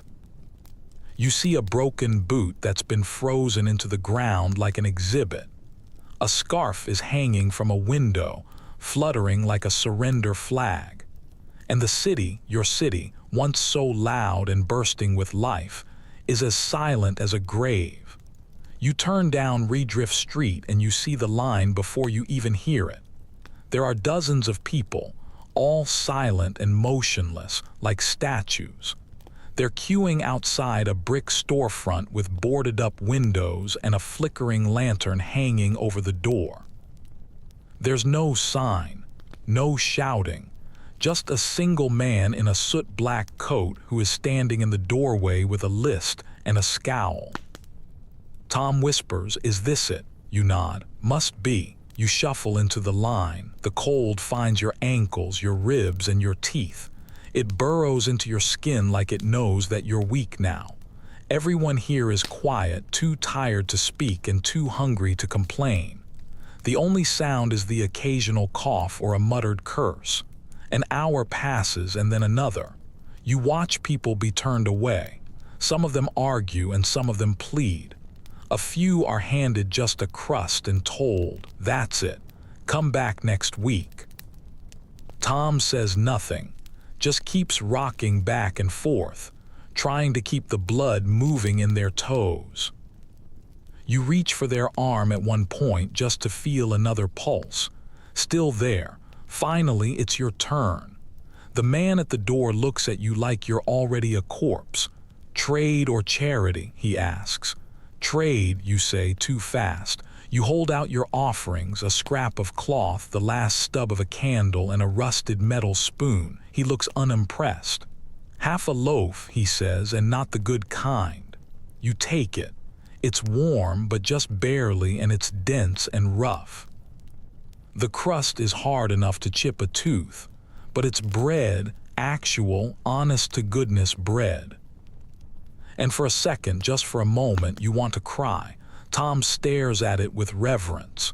Do we eat it now? Oh no, you say, we take it back. The walk home feels longer than the way there did. Every step is a risk. Every shadow could be someone waiting to take what you're carrying. You clutch the parcel to your chest like it's a newborn baby. Tom guards your back, a stick in one hand, their teeth bared at any shape that moves. You pass a woman who is begging in a doorway. Her fingers are blue, and her voice is hoarse. You want to stop. You want to break the bread and give her half of it, but you don't. You just keep walking, and it hurts. Back at the chute, you place the bread on the floor like it's an offering. Everyone gathers around. No one speaks. You tear it into pieces, small, unfair, and unequal. There's not enough, there's never enough. But each person gets a bite, even the coughing boy, even Miss Lillian, who takes hers with her eyes closed and a whispered thank you. You chew slowly, pretending the crust isn't slicing your gums.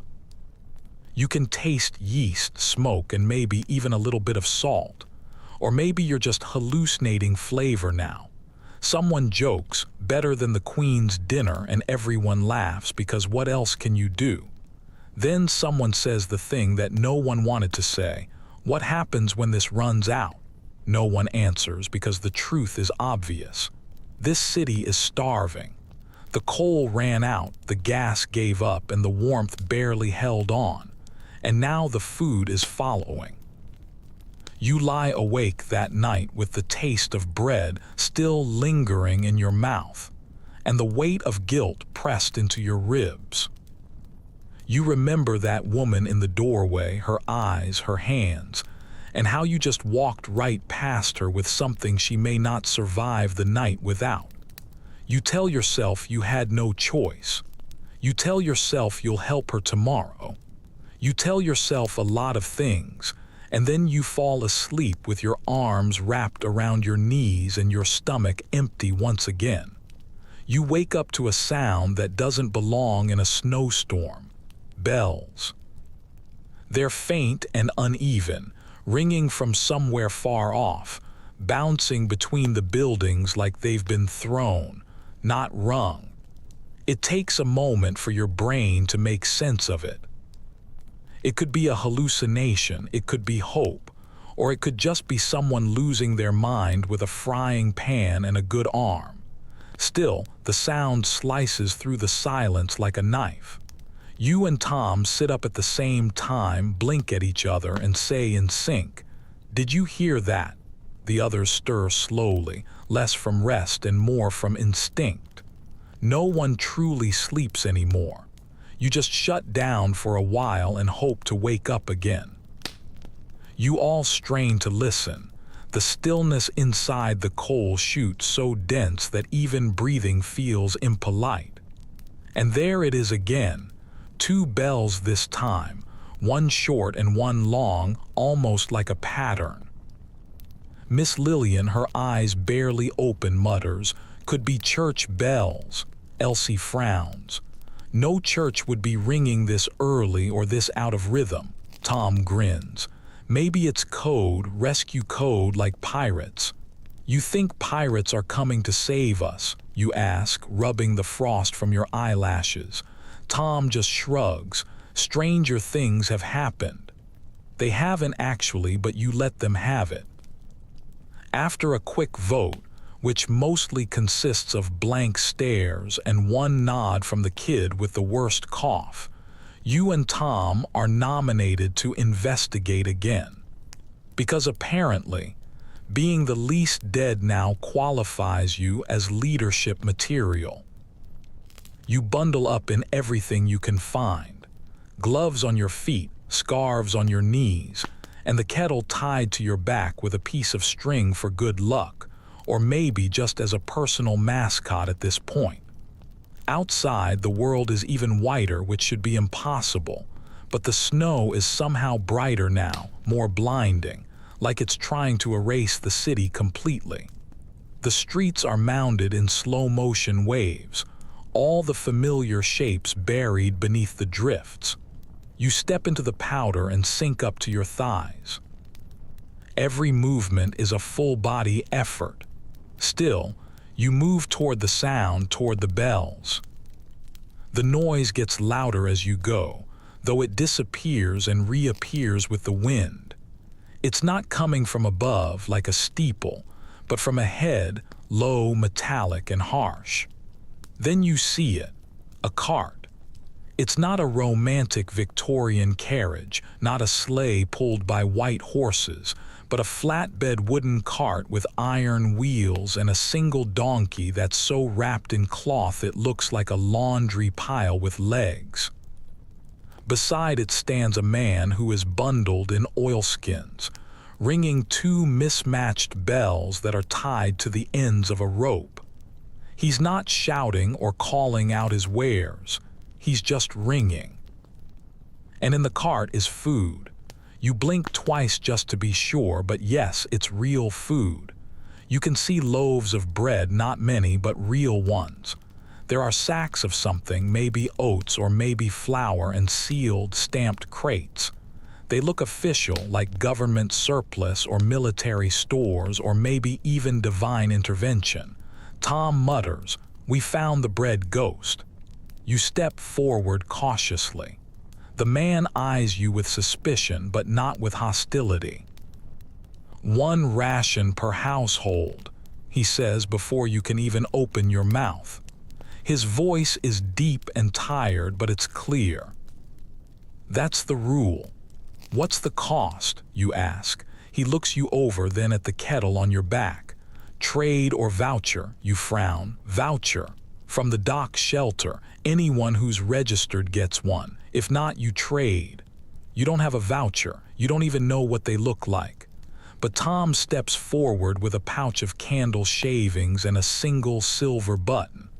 The man inspects it all like a jeweler appraising diamonds, and then he nods. He hands over a paper-wrapped bundle. One loaf of barley bread that's still warm at the center, and a cloth sack with something that might be beans or maybe gravel. It doesn't matter, it's food. You thank him. Tom gives a little salute. You turn to leave, and that's when he speaks again. "Storm's shifting." You pause. "What?" "Temperature's dropping faster, the pressure's changing. It won't hold another week, maybe less." You squint at him. "How do you know?" He taps the side of the cart. "The wheels froze on this side coming down St. George's. Didn't do that yesterday. The donkey slipped twice near Shoreditch. The air's too dry. The crunch in the snow is sharper. It means the wind's getting colder, deadlier." It's such a specific diagnosis that you have to believe him. He adds, "The shelters at the docks are still open, but they're closing the road soon. After that, you're on your own." Tom looks up at you. "Are we moving?" You look down at the loaf of bread in your hands, warm, solid, and temporary, and you know the answer. "Yes, we're moving." Back at the chute, you announce it quietly but firmly. Everyone just stares.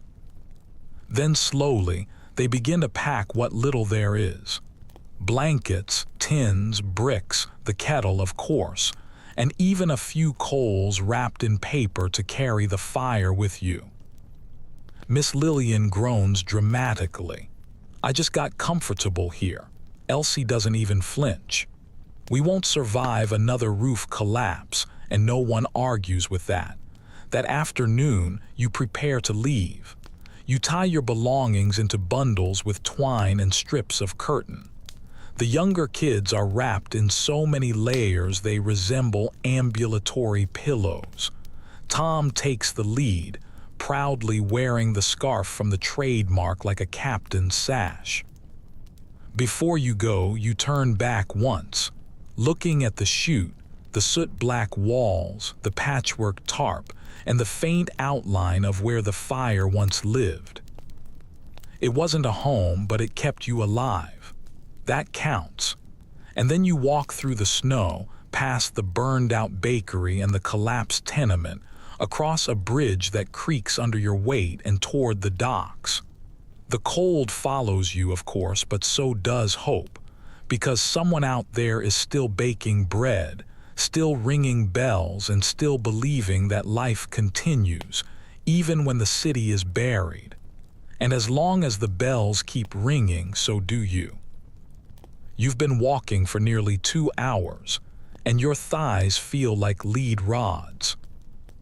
Every step is a negotiation between your aching muscles, the icy wind trying to saw right through your coat, and the snow that now rises past your knees in some places. The city isn't just frozen anymore, it's buried. The street signs have vanished. Whole storefronts have been sealed behind snowy barricades like they were never meant to be entered again. London has become one long, white corridor with no ceiling, no clear direction, and no promises. The group is strung out along the road like a ragtag caravan. Tom is leading at the front, holding a stick like a walking staff that's now been affectionately dubbed Sir Pochiello, and occasionally jabbing the snow in front of them to check for any hidden drops. You bring up the rear, watching the children for any signs of them slowing down or stopping altogether. Elsie is in the center, managing everything with her trademark mix of quiet efficiency and zero patience for drama. Miss Lillian, who is layered in so many scarves she looks like a wandering fabric shop, shuffles along beside you. "Is this a death march or a spa retreat?" she asks, not entirely sarcastically. "Because my calves have never been tighter." You just grunt something that's halfway between a laugh and a sob. In your pack, you have 2 hard biscuits, a nearly empty flask of melted snow, 1 charred piece of firewood that you've kept for sentimental reasons, and the ever-faithful kettle, which is now dented on one side from the collapse but is still functional, just like all of you. The journey toward the docks is more than just long, it's surreal. You pass frozen carriages that are stuck mid-turn. A mannequin in a dress shop window is wearing a powdered wig of snow and seems to be watching you with pity. On a rooftop, someone has drawn a massive sun using coal dust and an old broom, like a desperate prayer to a god who has forgotten their mailing address. Tom finds a path through an alley that's marginally less packed with snow. "Shortcut," they announce triumphantly, or "murder tunnel." Could go either way. You follow them anyway. The alley leads to what used to be a delivery yard behind a butcher's shop. Now it's just a field of overturned barrels and crates, all of them encased in ice.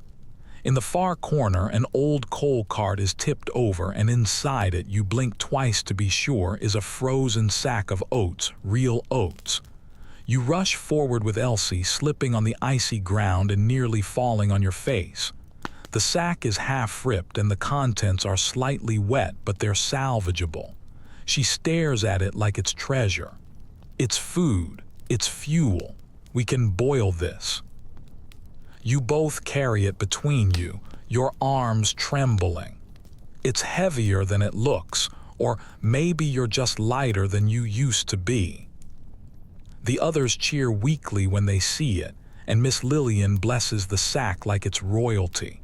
You keep moving.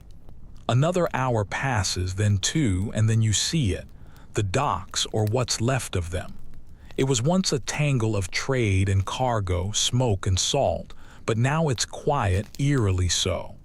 But there are people there, dozens, maybe even hundreds of them, clustered around the skeletal remains of warehouses and shipping offices. Some have built fires in old iron oil drums. Others are huddled under makeshift tarps that have been strung up from broken masts and signposts. You smell something that makes your mouth water and your stomach tighten. It's real soup, thin, sure, but hot and savory. That's a new sensation. The largest warehouse that is still standing has a banner strung across the door that reads, "Shelter, register at desk." You can't get there fast enough. Inside, the air is damp and thick, but it's warmer. The floor is lined with straw and flattened out crates. There are fires, actual stoves, some of them barely lit but still functional. People are sleeping side by side, pressed close together like matches in a box.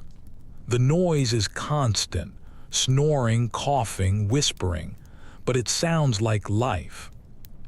You line up at a real desk with a real person. She looks exhausted, with ink-stained fingers and 3 scarves wrapped around her neck. "Name?" she asks. You give her yours, Tom gives theirs. Elsie just gives her a look that dares her to ask too many questions. She scribbles in a ledger. "Group of 10, she confirms. "Any injuries, children, elderly?" "All of the above," you say. She glances at the line behind you and then sighs. "You'll need to share a corner. Space is short. You'll get 1 blanket per 3 people and 1 hot meal. After that, it depends on what comes in tomorrow." You just nod. "Thank you." You're given a corner behind a stack of shipping crates with 2 small wool blankets and a half loaf of hard bread that's been wrapped in wax paper. There's also a tin cup of stew. It's not much, maybe lentils, maybe not. You pass it around, sharing spoonfuls in silence. The children eat first and then the rest of you do. Tom licks the spoon like it's made of sugar. Later, someone arrives with hot bricks that are fresh from a stove. You nestle them beneath the blankets, and the heat makes people weep openly, not with noise, but just with relief, the kind of tears that don't need a reason. The shelter isn't perfect. It's loud, it smells like exhaustion and damp straw, and the toilets are overused. Someone is coughing constantly, and you suspect it's not just a cold. But there is heat, there is soup, and there are people who greet you without suspicion in their eyes.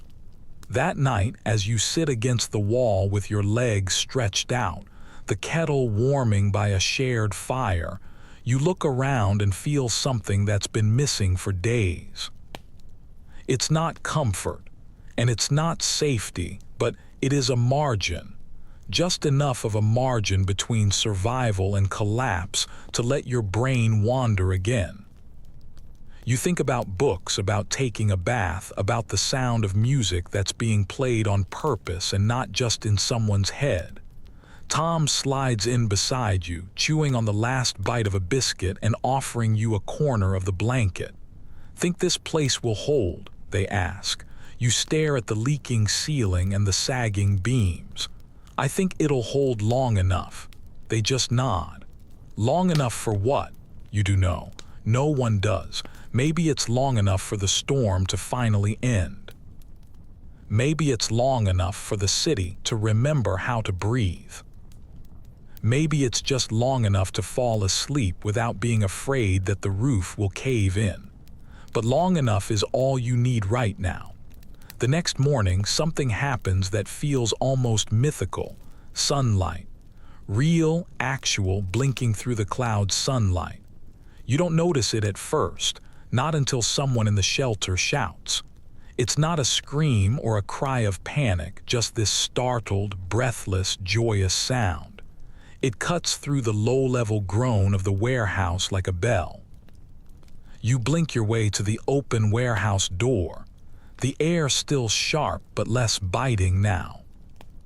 And there it is, soft beams of golden light streaming through a break in the clouds, reflecting off the snowbanks like they're made of glass. It's pale, yes, and weak, but it's real. The sky has color again. It's not gray, but something that looks like blue, or at least it's trying to be. The whole shelter moves as one, stumbling out into the yard like a group of creatures crawling out of hibernation. You all squint upward, your eyes watering, your skin hungry for the warmth. You can feel it on your cheek, maybe a single degree warmer than yesterday, maybe even less. But your whole body responds like you've just stepped into a hot bath. Tom turns their face up to the sky and announces, "I'm sweating, I can feel it. I'm melting like a snowman with ambition." You grin, your lips cracking open from the cold, but you don't care. The sun is back. The world might still be frozen, but something has shifted. You can feel it. Elsie joins you, her arms crossed, scanning the clouds like she doesn't quite believe it. "Could be temporary," she mutters. "The storms tricked us before." "Let it trick us," you reply. "Just for a minute." Around you, the shelter yard turns into an accidental festival. People are sitting on crates, blankets draped over their shoulders like cloaks, catching the light on their faces like it's medicine. Children are chasing each other through the slush, their laughter scratchy but real. Someone starts a song, just a verse, and then others join in softly. It's off-key, mumbled, and full of the wrong lyrics, but it's still beautiful. The food line runs smoother today. More crates have arrived overnight, military stock labeled in stenciled black letters. Dried lentils, oats, salted meat of questionable origin. You help to unpack them, working beside a woman with cracked knuckles and a voice like gravel. She tells you she used to work in a sewing house, making corsets for rich ladies who couldn't breathe and paid extra for it. Now she stirs soup for strangers. "Better job," she shrugs. "People appreciate it when they're hungry." Back inside, the shelter feels different. It's not any warmer, though the bricks by the fires are working better now, but it feels lighter. There's movement and conversations. A toddler near the fire says a full sentence, and everyone claps like she's just cured frostbite. And then comes the news. A runner from the post station, an actual messenger in uniform with his boots covered in road salt, bursts into the warehouse with a stack of notices. He's red-faced and wild-eyed, like he's just sprinted through 4 miles of snow, which he probably has. He unrolls a paper and pins it to the central crate wall. People gather around and start to whisper. You push forward with Tom until you can read the ink. Gas service to be restored within 1 week, weather permitting. You just stare at the words. You stare. Your mind trips over the sentence like it's a dream that's been written in capital letters. Gas, heat, cooked food, warm water, light. The crowd erupts, not in cheers, but in a collective sound of disbelief. A noise like hope realizing it's allowed back in the building. Tom reads it twice and then turns to you. 1 week, you nod. If the weather holds. They clutch the kettle on their hip like it's a baby. She might live to see the good days. You spend the afternoon helping to build more fires. There's an effort now to dry everything, blankets, coats, boots, stringing them up over crates and ropes like laundry lines. Someone pours water over their hands just to feel the difference between cold and cold that doesn't bite. Even Miss Lillian cracks a smile. She has found a chair that someone dragged in, and she's sitting in it like it's a throne. "I knew I'd outlive this storm," she says, sipping some broth. "I'm made of gin and spite." No one doubts her. That night, you sit with the group in a tighter ring than usual. No one is as bundled up. The fire is burning steadily, The brick beneath your feet is pleasantly warm, and the air no longer feels like an enemy. Tom starts telling stories, real ones, made-up ones, and ones that are half-remembered from books. The one about the woman who married a baker just to get free bread. The one about the rat who learned to ice skate. And the one about the three brothers who survived the winter by hiding in the walls of Buckingham Palace. True story, Tom insists. They still live there under the floorboards. They eat the crumbs from the royal dinner table. You add your own story about how you once tried to cook rice using only candle heat and it ended up as something that was closer to glue. Everyone laughs. Even the coughing kid wheezes a little chuckle. Then comes the quiet. It's not solemn or fearful, just peaceful, the kind of peace that comes when you've been through the worst and it didn't kill you. You lie down on your blanket. The ceiling above you drips occasionally from the melting icicles. A beautiful sound, like a clock ticking towards spring. You whisper into the dark, not to anyone in particular. We're almost there. And someone answers, maybe it was Elsie, maybe it was no one at all. Almost is enough. You believe them because tomorrow you might see more sun. Because tomorrow there might be a fire that doesn't come from scraps. Because tomorrow there might be a gaslight flickering back to life in streets that have forgotten what warmth even looked like. But tonight you have a blanket, you have soup in your belly, and you have people. It's not much, but it's enough. The next morning you wake up before the others, not from the cold, though the shelter is still far from warm, but from the light, a gentle, syrupy, golden light. It spills across the crates, bounces off the kettle's dented lid, and illuminates the straw-strewn floor like a silent blessing. You sit up, your breath not fogging up quite as much as it did before. Outside, the snow has stopped. For the first time in what feels like years, it's not falling. It's not whispering across the roof or choking the streets or thudding down in great white heaps like a punishment. It's just still. You step outside and take a deep breath. The air is sharp, yes, but it carries something new with it. The faint scent of the river. Salt, mud, rot, and boats. It's utterly disgusting and absolutely beautiful. It means that things are moving again.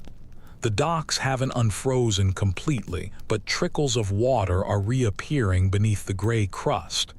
You can hear the distant sound of someone hammering and the clatter of crates. It's human activity. You walk up the steps, your boots crunching on the path that volunteers have spent the past hour clearing, and you stand beside a fire barrel. It's been rebuilt with new coal, real coal from a shipment that arrived just before dawn. A man in uniform nods to you, his eyes red-rimmed but alert. "You from the warehouse group?" he asks. You nod. "You've done well," he says simply. "You held on. That's what it all comes down to, isn't it? It's not about heroism or grandeur, just grip strength, both mental and physical. You held on. Back inside, the group is stirring. Elsie is already up, crouched near a stove and gently rotating a pot of oats. "We've got proper rations today," she says, her voice low and steady. "Oats, beans, even a bit of dried fruit." Tom emerges from the blankets with their bed hair looking like a hedgehog and squints at the pot. "Is that raisins or mice?" "Don't push your luck," Elsie mutters, but she's smiling. The child with the worst cough finally eats a full bowl of food without stopping. Miss Lillian drinks her morning tea, real tea that's been brewed from actual leaves, and hums a tune that might be a lullaby or might be the national anthem in the wrong key. The light grows stronger by the hour. Volunteers, actual ones, not desperate survivors, arrive with clipboards and spare boots. A nurse shows up with a box of salve and a bag of bandages, asking about frostbite, infection, and who hasn't been seen yet. You raise your hand, so does Tom. Half the shelter does, honestly. She just nods and gets to work. When it's your turn, she unwraps your foot and frowns. Could have been worse, she says, dabbing your skin with something cool and tingly. Could still be. But it won't be, you ask. She hesitates and then nods. You made it. That night they run the gas line test. You all watch, clustered near the far wall, as a worker in a heavy coat turns a wrench on the main valve. The hiss is faint but unmistakable.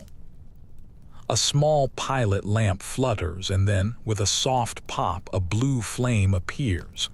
You'd have thought someone had just lit the sky on fire. People clap, some of them cheer, some of them just start crying, which is somehow even louder. The first burner is designated for soup. The second is for boiling water. The third goes unused because no one can believe you get more than two. You stand near the flame with your hands out. The heat is immediate and real. It's not from burning paper, not from stolen chair legs or old ledgers or candle stubs. This is clean blue heat. You don't realize how much you've been shivering until you finally stop. Later, the gas lights along the outer wall flicker to life, tiny globes of golden warmth. You stare at them like a child seeing the stars for the very first time. Tom counts them under their breath. 1, 2, 3, 8 in total, 10 now. By tomorrow, the whole street, says a volunteer nearby. You walk through the shelter that evening and you realize what's different. No one is huddled in silence anymore. People are talking, not whispering but talking. They're having conversations about tomorrow, about what needs fixing, who needs a job, who lost what, and who might be going home soon if home still exists. You can hear laughter, honest laughter, not the brittle kind that masks panic, but real humor and real energy.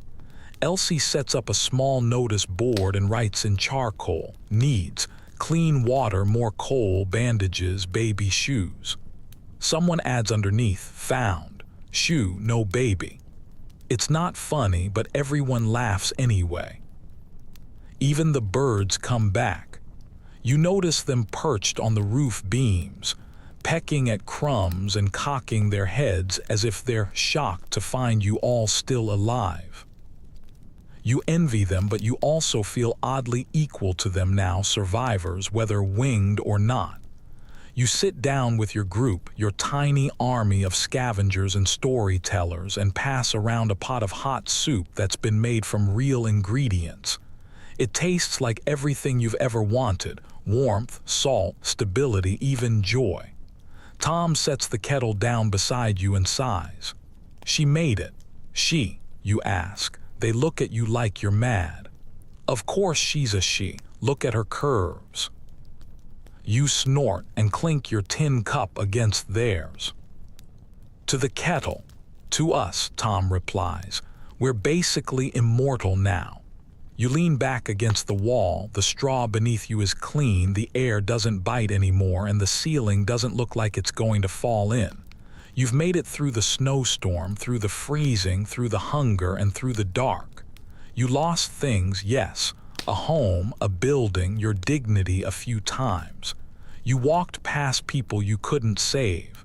You saw the worst of the weather and maybe the worst of yourselves, but you're still here. You're warm now, and the city is breathing again. You don't remember falling asleep, only waking up. But this time the cold doesn't drag you back. The fire isn't out. The light doesn't flicker with a threat. There's warmth, not just in the room, but in your skin, that deep cellular kind that tells you you're safe. Not forever, but for now. You stretch out beneath your patched blanket, the kettle by your side, and you listen to the quiet hum of the shelter. Steady breaths, soft footsteps, the faint clink of tin against tin as someone pours their morning tea. Outside, the streets have softened. The snow, once a punishing blanket of silence, is melting into slush and mud and rebirth. You can almost smell spring, faint and earthy, waiting in the wings. Tom waves from across the shelter, holding up a slice of warm barley bread like it's a trophy. Miss Lillian is playing cards with someone who might be a priest or just a very clean con man. Elsie is talking to a volunteer about helping to rebuild the wash house. There's talk of jobs, of windows, of a future. It's wild. And you.